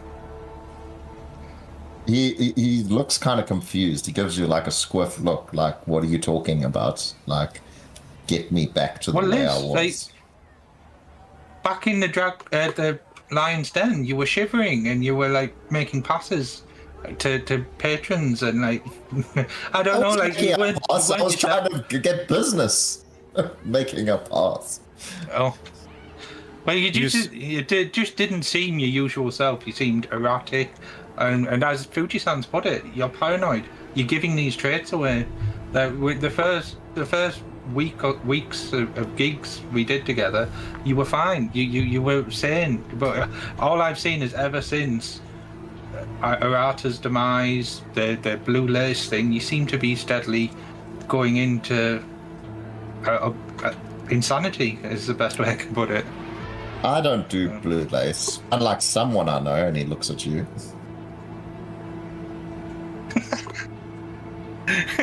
Oh, you're there. Fair dues. I mean, As every time Darby talks to you, Doc, you just see Aura getting closer and closer. Now it's to the point where she's kind of like cornered you. That's how close she's gotten to you. And if we're putting all the cards on the table, let's put them all on the table. I'll be honest, Darby. I don't know you that well. I've only known you like, I don't know, half a year, maybe more. Yeah. Trust and loyalty that I have for Theo, that comes with time and guts and blood. So you could earn that, but I don't exactly trust you. I don't really trust easily. And I don't think you can judge me for that. I don't expect you to. I mean, you got this thing walking around. So, excuse this me thing if is I'm not... actually a very valuable tool to the group. A very valuable tool, I understand, but there's a thing called history. And history with AIs don't go very well.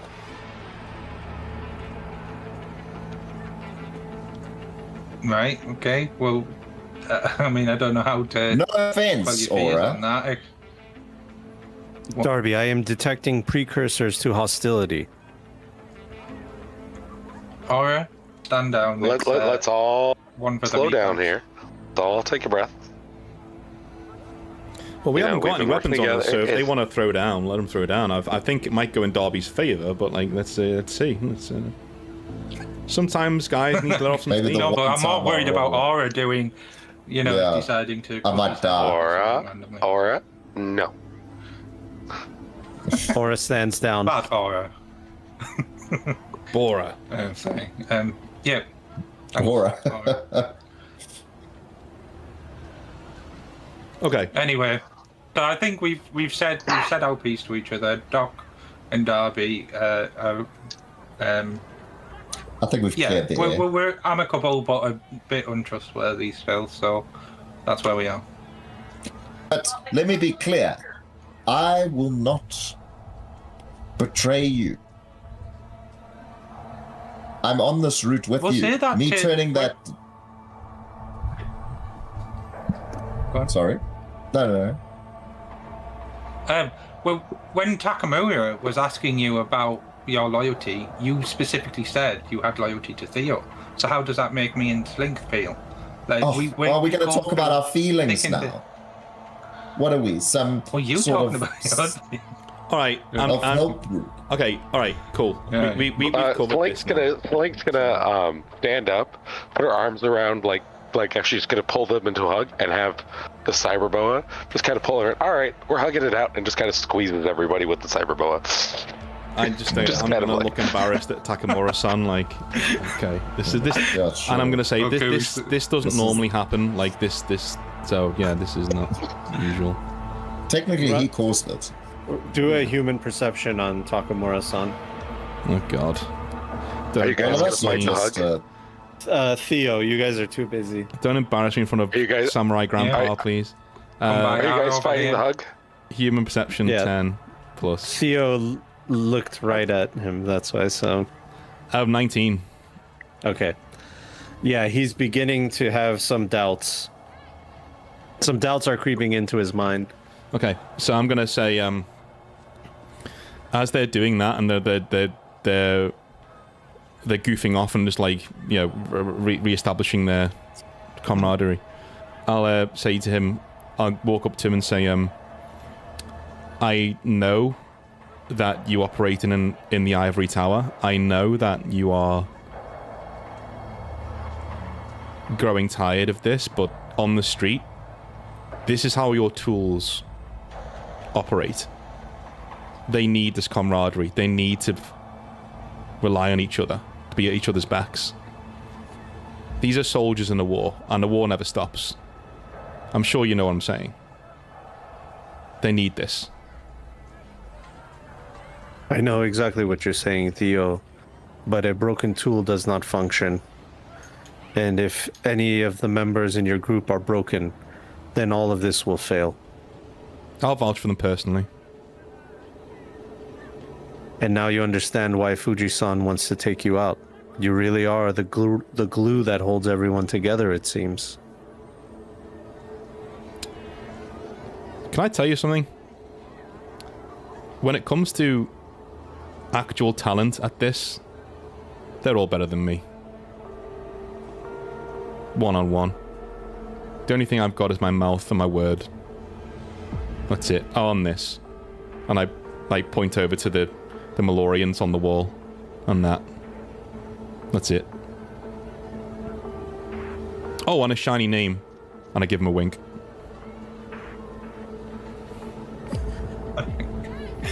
The blade of a katana is stronger when it is folded over and over. The obstacles and adversity that your group is going through can only bring you stronger, or it may break you. That is for you to decide. From what I know, your doctor here has proven his loyalty through his actions. Whether that takes time for you all to realize is up to you. But that's an easy fix. In time, maybe you'll see it that way. I'd like to think that during that exchange, like Slink's just trying to wrangle the two of them into a hug with her cyber boa. And they're both just kind of like pushing against. Just like, no, stop it. Yeah, very awkward. Like, I don't think Darby's too compliant, but Yeah, I guess you Doc caught him is on a definitely not compliant. I'm not. So you kind of just smush us together with your... Yes, yeah, literally just smush us cyber boa. together with the cyber boa. on that, can I ask you a question? Yes. Why are you here? You have 1,000 levels between us on the street and you. Why are you risking being in Night City? Why are you risking going through the street to meet us? There must be something more to this than you wanting to establish a group therapy session. Like, shall we cut to the chase? Yes. Let's do that. I think we've had enough team building exercise. I'm here because Fuji-san must go. You know that, and I know that. They must go because they are a threat to Arasaka. And my higher-ups, they don't feel that way. Well, the one higher-up does not feel that way. He sees potential in Fuji-san. And even though they've had their mistakes, it matters not to the higher-up. Our leader believes that Fuji-san might be the future of Arasaka, and I see them as the doom of Arasaka. Therefore, I cannot do much with my organization. My word can only take me so far. Once our great leader has made his decision, then I don't really have much I can say. So that's why I've come to the only asset that I believe and that Hashi believes through me together. The only asset that I think that can make a difference in Night City. And that is you. But when I came in here, I saw a broken bunch hiding in a church, hoping that the big scary Fuji-san Corporation does not kill them. And I needed to know whether there was a weakness among your group. And I don't think that I've quelled those problems, but Uncertainties. the uncertainties and problems, but I think through time and through the actions that you've proven yourselves with in the past that we can get to this end together. Now the question is, will you help me take down Fuji-san? I'm just going to look to the group and I'll say, if they won't, I will. But I'd rather they were with me. Darby's already nodding to you. They're trying to kill me and my friend. Of course I'll help you take them down. Well, you must know that they have the backing of their big brother, Arasaka. And they have the backing of many gangs, including the Tiger Claws, which I know that you have some connections with, Theo. And some of you have had positive dealings with them. But these are the factions that they can bring to bear against you. They're already being brought to bear on us. Yes, Us but fighting back doesn't change much. that is going to be accelerated on an exponential level. Yeah, but at least now we have somebody on our side who has resources. Even if Arasaka's not backing you, I assume, Takamura-san, that you wouldn't be here to bring us into this without resources and backing. There must be others at Arasaka who feel the way that you do. There are others that feel the way that I do, but their voices are not heard. As I said, once our leader makes his decision, all fall in line. Of course. I How am do the you make only them heard? I'm the only voice of reason. Again. Of course. Therefore, I do not have much that I can offer you, Theo. And I'm leaving much of this to your group. I'll help in any way that I can. But, as I said, there's not much I can do. One thing you can do for Do you me- have a bullseye at least? Elaborate what you mean. A weak point, a plan of a place of attack? You said a lot of voices have concerns, but they're not heard. So we can make them be heard if we show up Fuji-san. Do you have any point There is one that we point. can hit? There is one point. The recent infrastructure issues embarrassed Fuji-san greatly. And that's why they made the big changes that they made. But the question is, why did that happen? Why did the energy grid fall? And you don't know it, but you're a lot closer to the reason than you think. And he looks at Aura.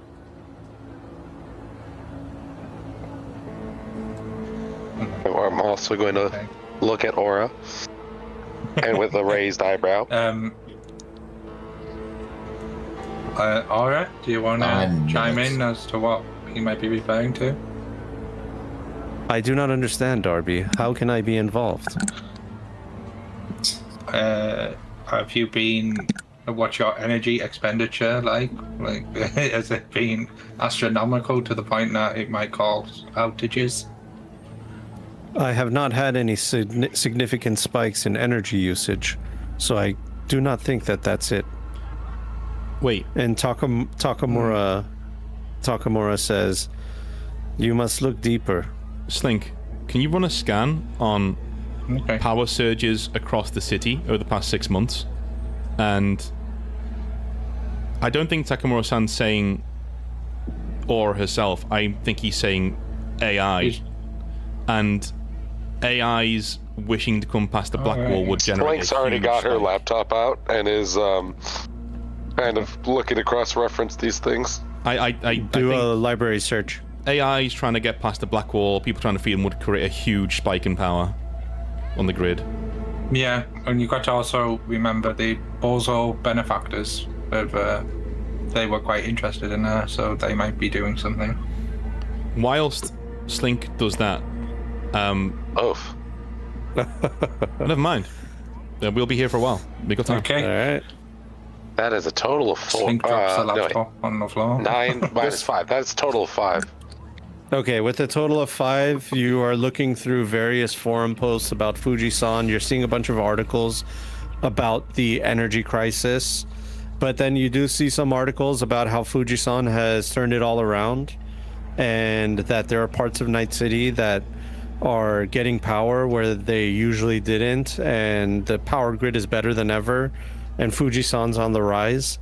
And they, when asked how they were able to do that, they give some kind of like esoteric thing of like unity and grit and hard work, and nothing concrete, nothing about any technology or any new resources that they're using. So it's definitely suspicious. Yeah. Regardless, We'll have to So look more into this. Takamura-san, do you believe this is a chink? Do we investigate this? Fujisan is specializing themselves in new emergent technologies, quantum technologies,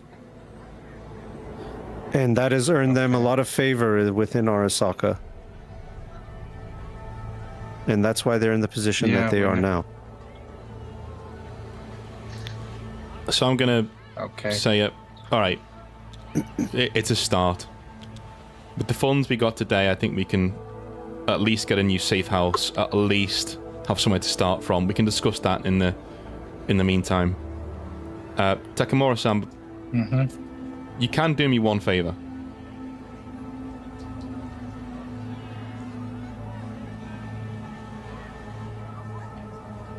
Is he gonna reply as you just stand there? He nods his Oh, he sorry. nods his head. Oh, right. You're in the corner, Yeah, so I'm like, yeah, you're very small on my screen. Yeah. It's like, So, okay, you can do me one favor. You can. I and my family are on an Arasaka hit list. That is why I had to leave Tokyo. Probably the only place I've ever been happy is there. And I'm here because of that. I don't know what we did, or I'm pretty sure it's got something to do with my dad, but I don't know. I would like to have our name expunged from those databases. I'm sure that's something you can do. And if you have tabs on where my sister is, I'd ask that you send them to me discreetly. Very well. You are correct. I do know why. And it is because of your father. It's an old grudge. A very, very old grudge. From the 2020s. But I'm able to erase it. And I will do that.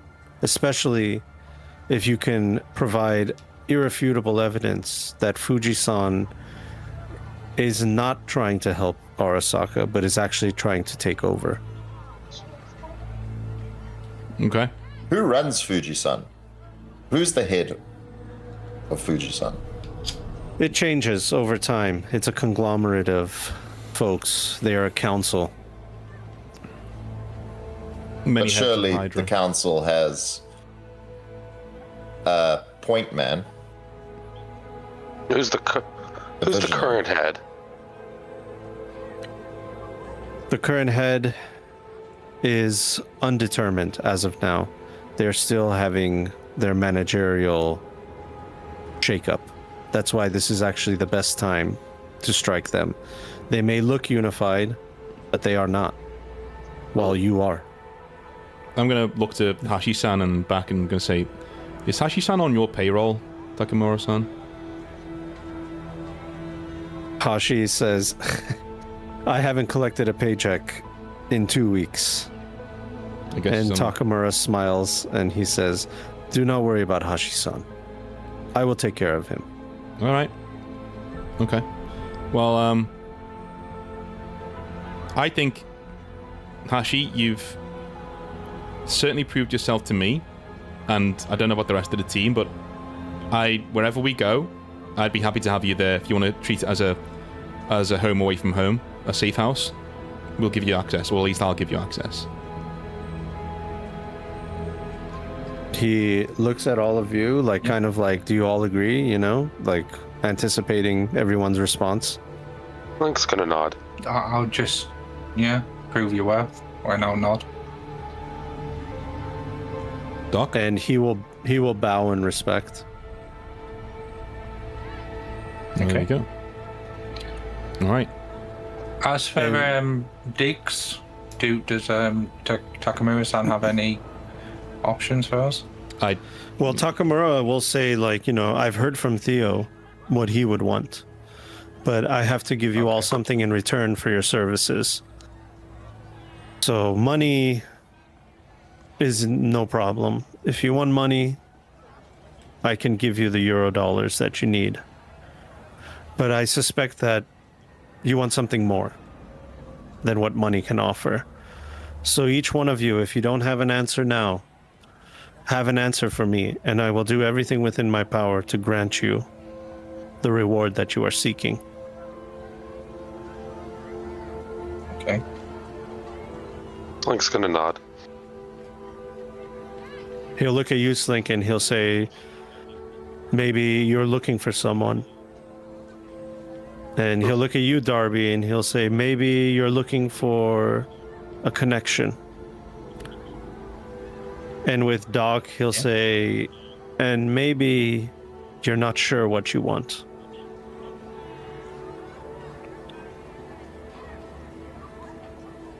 But whatever I can do, I will. I have a few phone calls to make, and I'm anxious to get started, Takemura-san. But it's been an honor to meet you. The honor is mine, Theo, and just know that no matter all that has happened, I have been watching, and you are all capable. And Fuji-san should be afraid of this group, and they should be looking for weaknesses, because once you have set your sights on them, they are doomed.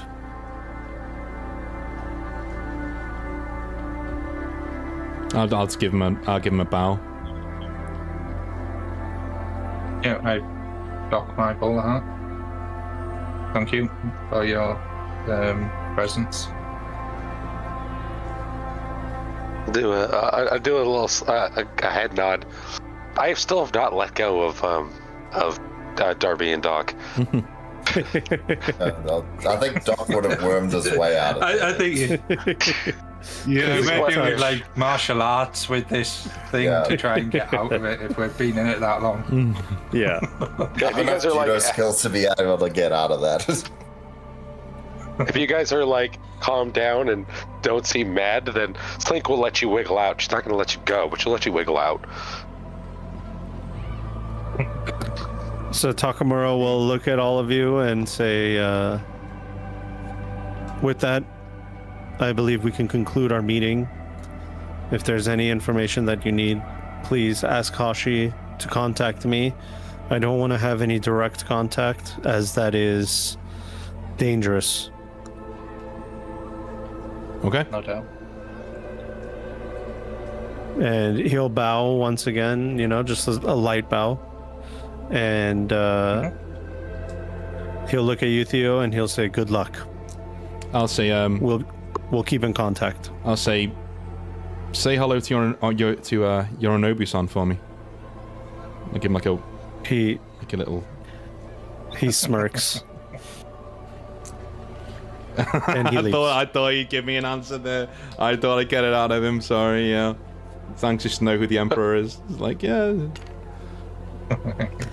And he walks out the door, and you'll see on the cameras that the tensions between 6th Street and Arasaka, they remained all the way up until Takamura got into one of the black vans. And then they all collapse into their black vans and then leave. And then 6th Street kind of just settles down, and Bruiser comes in to the room, and he says, Theo, I think this week you're gonna have to find a new place to live. Right there with you, buddy. It's nothing personal, Choom. It's a lot of unwanted attention over here, Dude, if a representative of the fucking Emperor walked into my place of residence, I'd be asking you to leave too. So yeah, don't worry. We'll be out of here. Appreciate that, Choom. I'm gonna walk out and get some air. I'm going to probably speak to the father a little bit. Exchange contact details before I leave. He'll do that, and Also, he'll we'll yeah, exchange sorry. contact deals. Yeah, he'll ask you, like, you know, is everything okay? Strangely, yes. I think I found a purpose. He'll look at you and he notices a new fire in your eyes. And he says, Theo, I've seen that look before, only one other time. And that was when, during the war, half of my platoon was wiped out, and me and the other half of the platoon decided that we were going to enact revenge. And I'm seeing that same fire in your eyes. Am I off? Slightly. This isn't revenge. This is healing. That's how we felt too, Theo. I'll keep that in mind. Does Theo want to come into the cyber hug as well? No, for flip's sake, we're not. Doc is out of the cyber hug. No.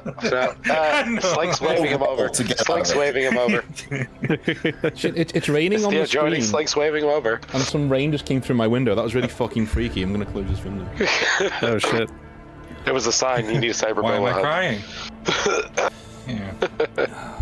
Aura will come to you, Darby, and say, Darby, was that a positive outcome to the meeting?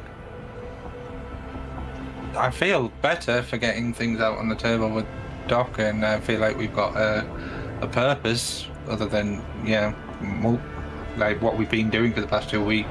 Just scared of our own shadow. But I do need to ask you a few questions, because that was quite telling what Takamura-san was saying. So we can maybe when we get our new abodes, we'll have a little chat. Of course, Darby. I'm here to answer any questions that you desire. I am finding it difficult to calculate, almost impossible to calculate trust and to determine risk analysis. There are too many variables within interpersonal communications. Welcome to our world. Yep, that's honey. no problem. And then you add in sort of hormones that meat bags have. It doesn't help anything. Like, yeah. But you get there. Just err on the safe side of trust. Do what's best for for yourself and those who you care about around you, which meaning like the group. I wish I could access this emotion that you call your gut feeling, as I do not have that within my parameters. Yeah, I don't know how we would give you that sort of gut feeling, intuition. Maybe you can ask Slink. Slink might be more knowledgeable on the finer points of how your AI operates in that way. Very well. I will talk to Slink. And I will also talk to Slink on the situation where I just wished for something for the first time. I did not understand the context before, but something has changed, and I have a desire. Is that normal? No, that isn't normal. That means that you should be capable of getting gut feelings, and yeah, I think you're on your way. Do you mind sharing that with me? I'm not sure, Darby, but if I were to have a gut feeling, my gut feeling would be that we are in great danger.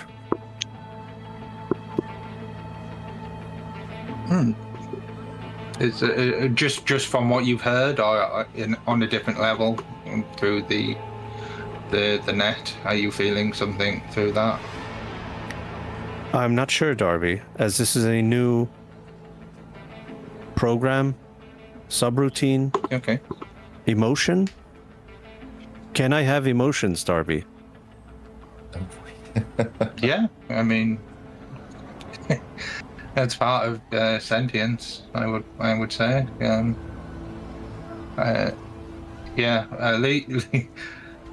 Leave it with me. We need to debrief with Slink, I think, to maybe get to the bottom of some root causes of and where we should go with this. Does this unit have a soul? Feel like during this conversation they're having, Blake is chasing Doc around, trying to get him to do another hug. The cyberboa. No. That's right. One last thing. Darby. Yeah. The odds are not in our favor. Fujisan is a large corporation. We are only a handful of people with very limited resources. How would we ever succeed in such a task?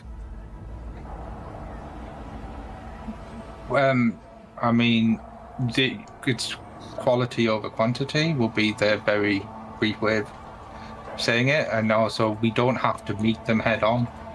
We can use sort of quote unquote guerrilla tactics to beat them at their own game, or not even in their game at all. Try and cut the head of the serpent off before it even knows what's going on. Understanding. A small virus can influence a large system and shut it down from the inside. In a way, we can be that virus. Yeah, if you want to put it that way, I see the likeness. Being a human Are is you- not so different after all. Yep. If you want to share anything, if you're making viruses or anything, then let me know. Like, I want to be aware of any sort of schemes or projects that you are working on, if that's possible. Very well. Thank you, Darby. Good stuff. And yep, until next time. And Giselle will see you guys walk out of that room. Doc, where'd you go, Doc? Where's your guy? I went to I'd left because someone's trying to hug me the whole time. So I left outside and I went to talk to some 6th Street. These guys are 6th Street, right? I didn't Yeah. get the full debrief. Yeah. I They're went 6th to Street. chat to some 6th Street guy and see, particularly this guy that's laughing his head off. He seems like a lovable guy. And I just wanted to see if they need any help with cyberware or anything like that. If they like cyberware, like, maybe some new customers. Yeah, they're very Don't have a clinic interested. right now. Yeah, Rattle will come up to you and he'll say, "Shit, Choom. Can't believe you got some Arasaka bigwig walking into this joint. I don't know who you guys are, but the last time I saw you, you were hanging out with some Maelstrom. The second time I see you, you got Hornet and some Arasaka guy over here. Being friends with you is bad for my health." Maybe. But maybe being friends with you will be good for your health. I am a doctor after all. I do like that. I do need a new targeting system. I could maybe Happens work at something out. Yeah. And Thanks Giselle for will... letting us stay at your place. Anytime, Choom. Anytime. And Giselle will come over and will say, like, "Doc, everything okay in there? I wasn't listening in or anything, but just want to make sure you guys are all good. Theo's a little busy over there." Well, we're all good. I think we have a intended target, and I think the group is on fire to see it done. So does that mean Fuji-san's gonna leave us alone? Fuji-san's gonna get hit back, shall we say. Rattle looks to you and he says, "I like the sound of that, Choom. You guys got balls." That's the only way to make it in this city, Tune. You gotta have balls. Can I Giselle will give you a nervous laughter. I'm gonna walk over to fucking stop doing it. They're gonna walk over to Doc. and say, I had an idea.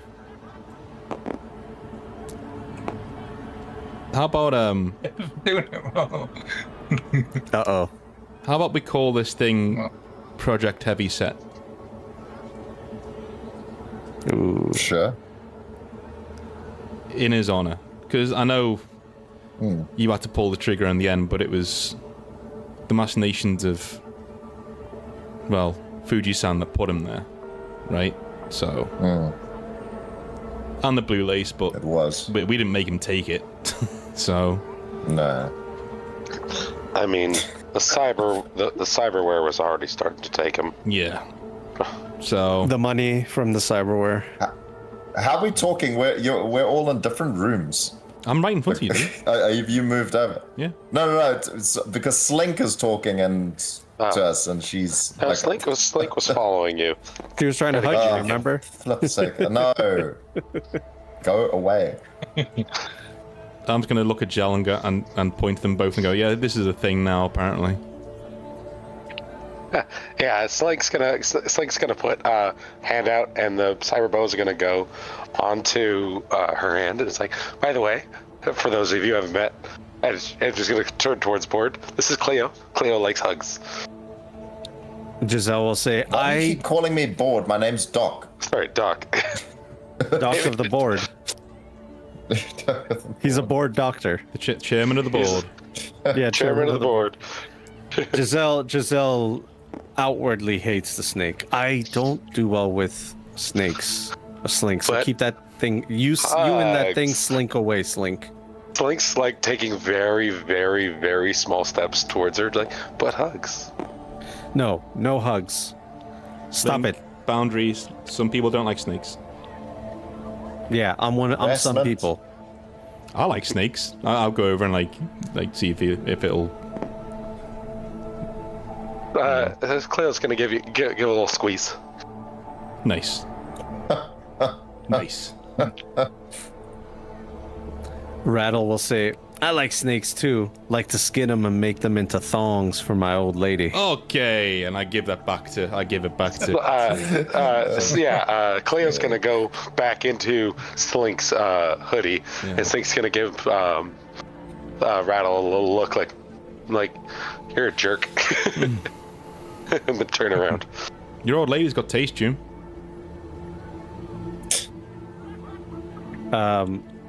Yeah, and then Rattle says, I know, she's got... And then he just stops for a second, puts his finger onto his ear.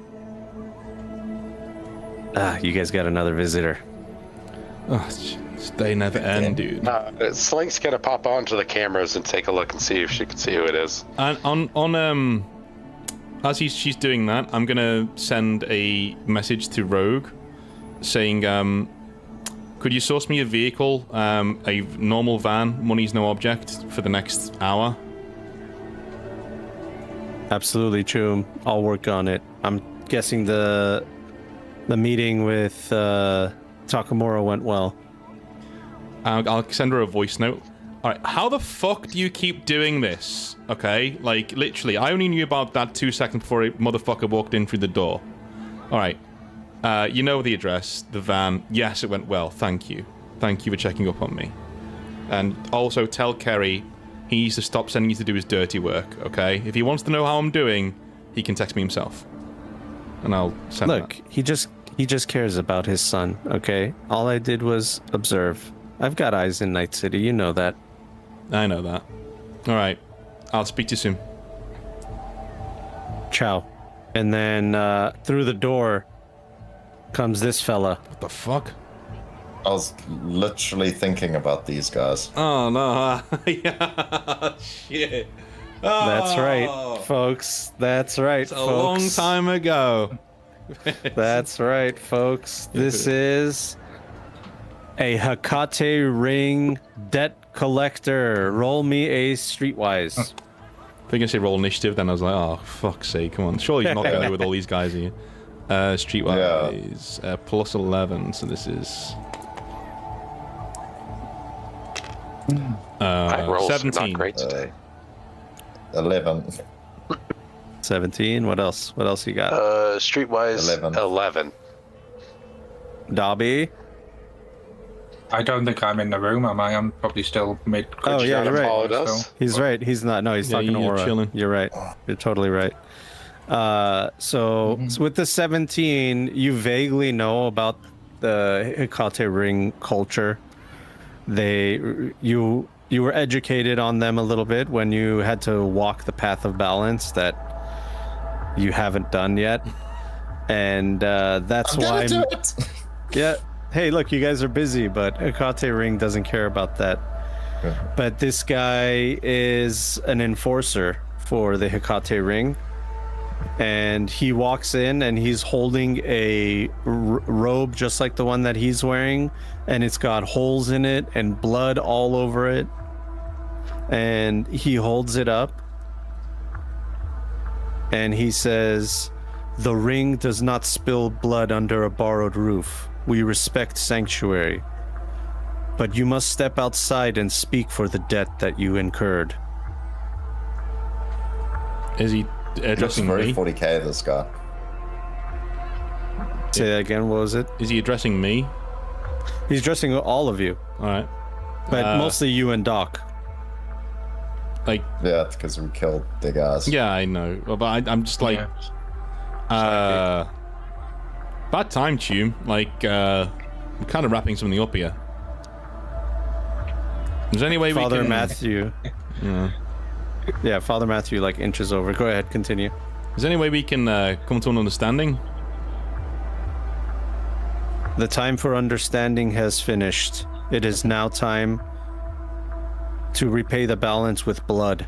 Okay, I'm gonna look to Slink. Slink, is there anyone outside? Is this guy alone? I'm checking cameras. He is not alone. There is other Hecate outside. How many? There is 5 others. 1, 2, 3, 4, 5. That's it. Okay, guys, these guys must be. Oh, sorry. Yeah, sorry. What, 5? 4 others. So we're going to walk the path? So I'm that's gone. We can't. So he just said. So I'm gonna We say. can't do it anymore. No, I'm gonna say. Okay. All right. Here's the thing. I'd be more than happy to make amends, but you turning up with another 4 guys. Yes, I know how many are out there. You turning up with another 4 guys is a fucking insult to me and probably to 6th Street too. So I suggest you fuckety off somewhere else, and you let me handle this, or the Hecate ring will be down 5 more people, and we don't want that. The debt collector looks at you and roll a persuasion, actually. Okay. Am I allowed to put luck into this? Absolutely. Let's go with 4 luck, and my persuasion is 14, so this is plus 18. These guys look really cool. Thanks. Glad you like it. 23. 23 versus... All right. That is understood. And Bruiser will come up and say, "Yeah, fuckface. This is a sanctuary. Nobody's fighting over here." And the debt collector looks at him and he says, "I understand your customs, but I also understand that you were all born from soldiers, and some disputes end only when one side cannot rise."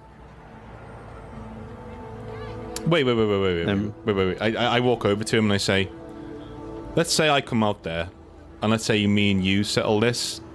Would this be to the death or until blood spilled? And he'll hold up the robe and he'll say, "Until enough blood has spilled to equal the amount that you see here." And it's just the whole robe is covered because you killed the guy, you know? Yeah. Covered in blood. I go, that seems we're at an impasse.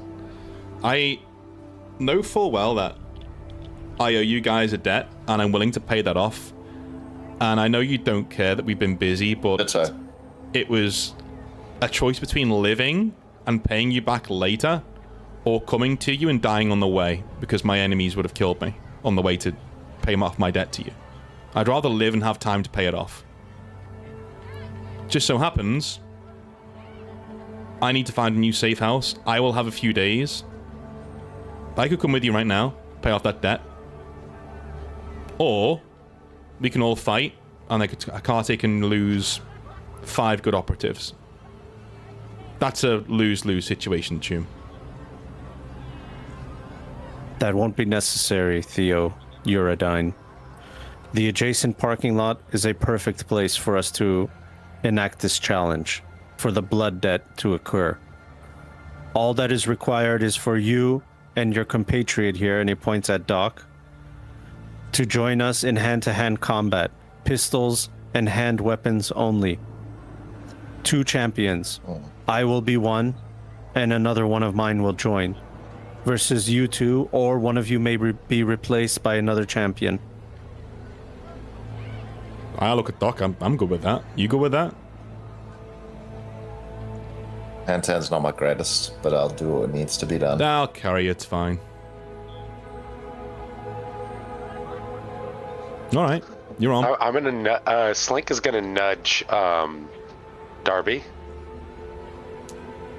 I mean, I think Darby probably would have come over by now. So, yeah, because Bruiser just like be silent, came out of that room like, you know, like something's going on. Yeah, but like when at the mention of like the champion. So again, the hand-to-hand combat. What? Yeah, I just point to myself. Like, what? You mean me? I mean, if you want in, Darby, yeah, I sure. point to your feet, and I just do like a little kicking motion. Oh my god. Yeah, I suppose I. But then again, the Doc's pretty good at martial arts. I mean, I've seen him training. She's gonna like there. Dude, he's not as good as you. Like, Doc's pretty good at shooting people like from far away. Like, do you want fucking, you know, Mr. Universe or the local guy from the gym? Like, you know, come on. I think I literally this just is had like a something bust up with the Doc 10 minutes ago about him not having my back, and now all of a sudden I'm supposed to have his. Yeah. Yeah, but back Darby, by you're being having his my champion, back. so it's Forget Doc, you're having my back. I need someone If there you who don't can help fight. him, Theo also dies. Come on, That Yeah, is just not do the your Doc kicky wouldn't be thing. comfortable with Darby taking his place. You wouldn't So be. He could just do his kicky thing, and then we all go get drinks. Did you say, Doc, that you wouldn't be comfortable? No, I do put my. After If our Theo asked me exchange, to, because after our exchange, I feel like, you know, and also Doc would feel like this is his responsibility, his debts that he needs to pay off. All right, but you 2 worked out between yourselves, and maybe get an anaconda involved. I don't know, but like, all right, For fuck's sake. all right.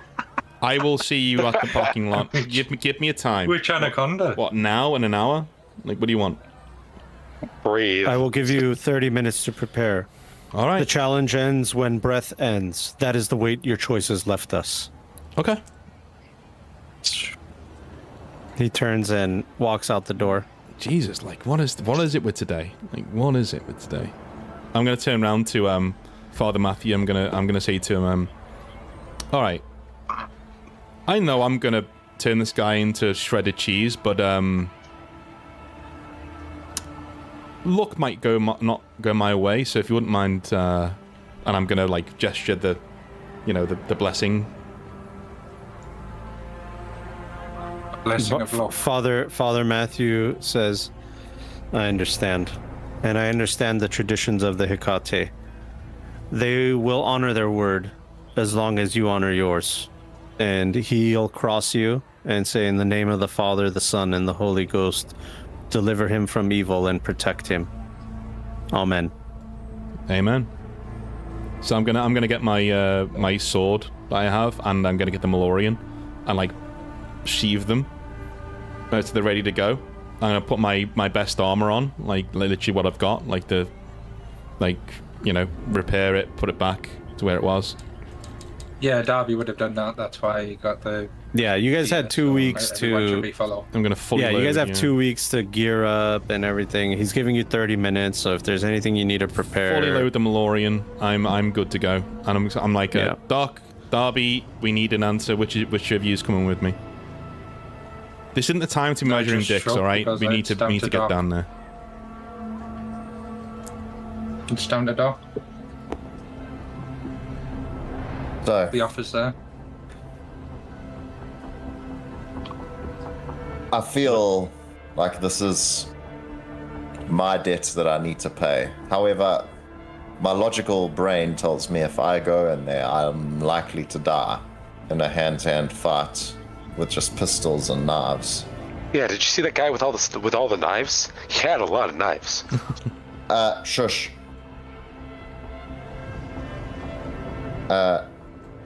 So, and I'm not exactly comfortable with someone taking on my debt. So, if you want to do this, then I will say this. I owe you. I have a debt to you. I don't want a debt to me. I just want you to treat us all the same. But I'll pat him on the back and shove him behind me as I walk out with Theo. All right, guess we're dancing. Let's do it. All right. Yeah, Dude. Any other preparations you guys want to make before you go into combat? I want to get a For drink and instance, then better quality armor. I'm gonna fight to the death, man. It's gonna be fucking. Oh god. Okay. Give me 1 sec. Oh dear. Does anyone know what the regular armor jack armor stats are? Because I've been 11. deducting. It's just points from it. SP11. The light. SP11. Yeah. Yeah. The light is 11. Hold on. I can get up to Yeah, the no, one. because I've been deducting one every time I've been hit. Like, Yeah. It's one. Yeah. Oh, Every time a bullet goes through, that's when you deduct a point. sounds good. Yeah. Okay. All right. Here So we go. 30 minutes later. Would you guys have gotten better, heavier armor than the light armor jack that we've been using? No, because then you'll incur negatives. Oh yeah, from reflex, text, and movement. Yeah. Mhm.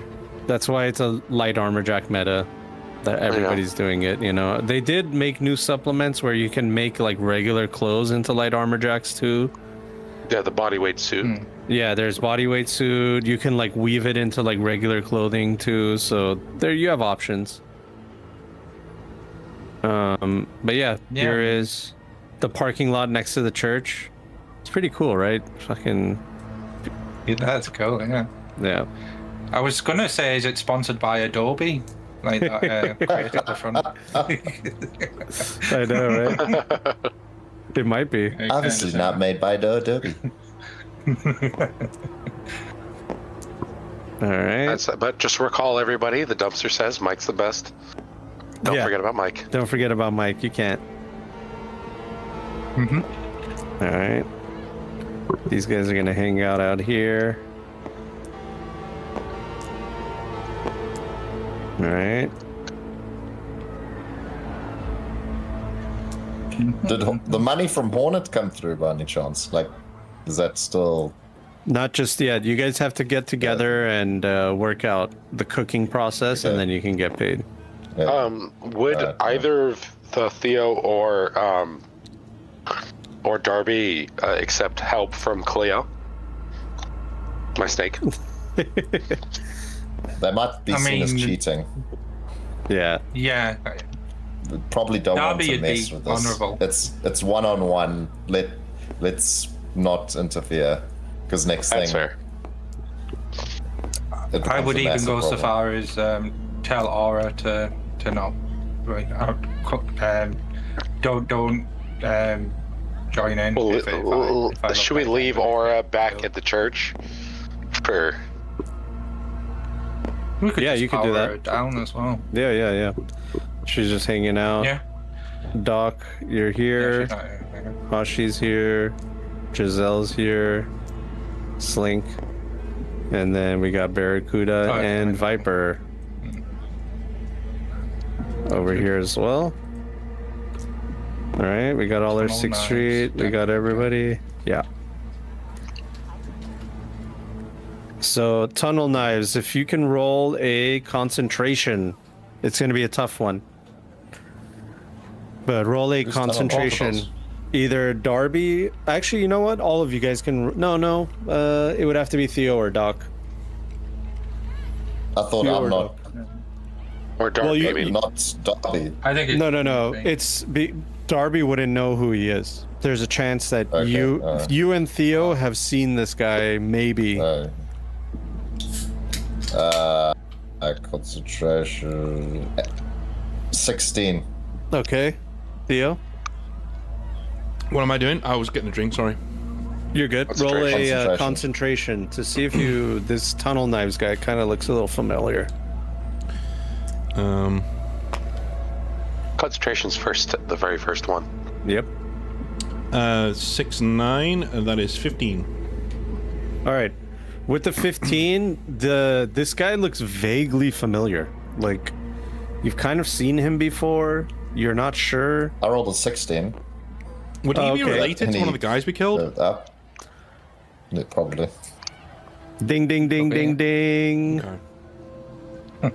You're putting it together, especially with the way he's looking at you. He's very upset. I Okay. said about the guy with all of the knives. Yeah. I'm gonna say to him the man who I killed, was he your brother, cousin? Lover. He looks at you and he says, "He was my brother, my only brother." Shit. Well, if this goes south for me and I don't make it out, just know that I'm very, very sorry. He nods his head slightly, seemingly that only his traditions are holding him back.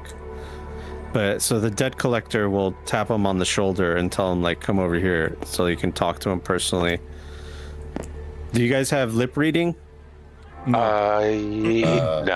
You guys are too far away to Well, I do. with I the have fence 5. and everything. I have 5. Yeah, so but even if you don't I do have it, Darby and Theo, you guys can do a lip reading.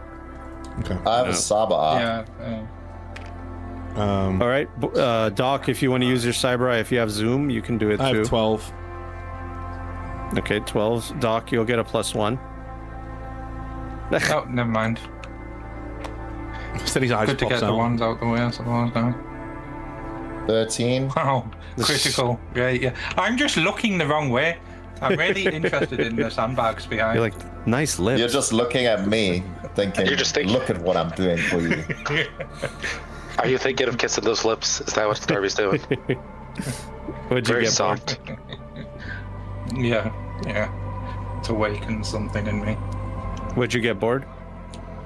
I thought I said, shit, 14. 14. Okay, so 12 and 14.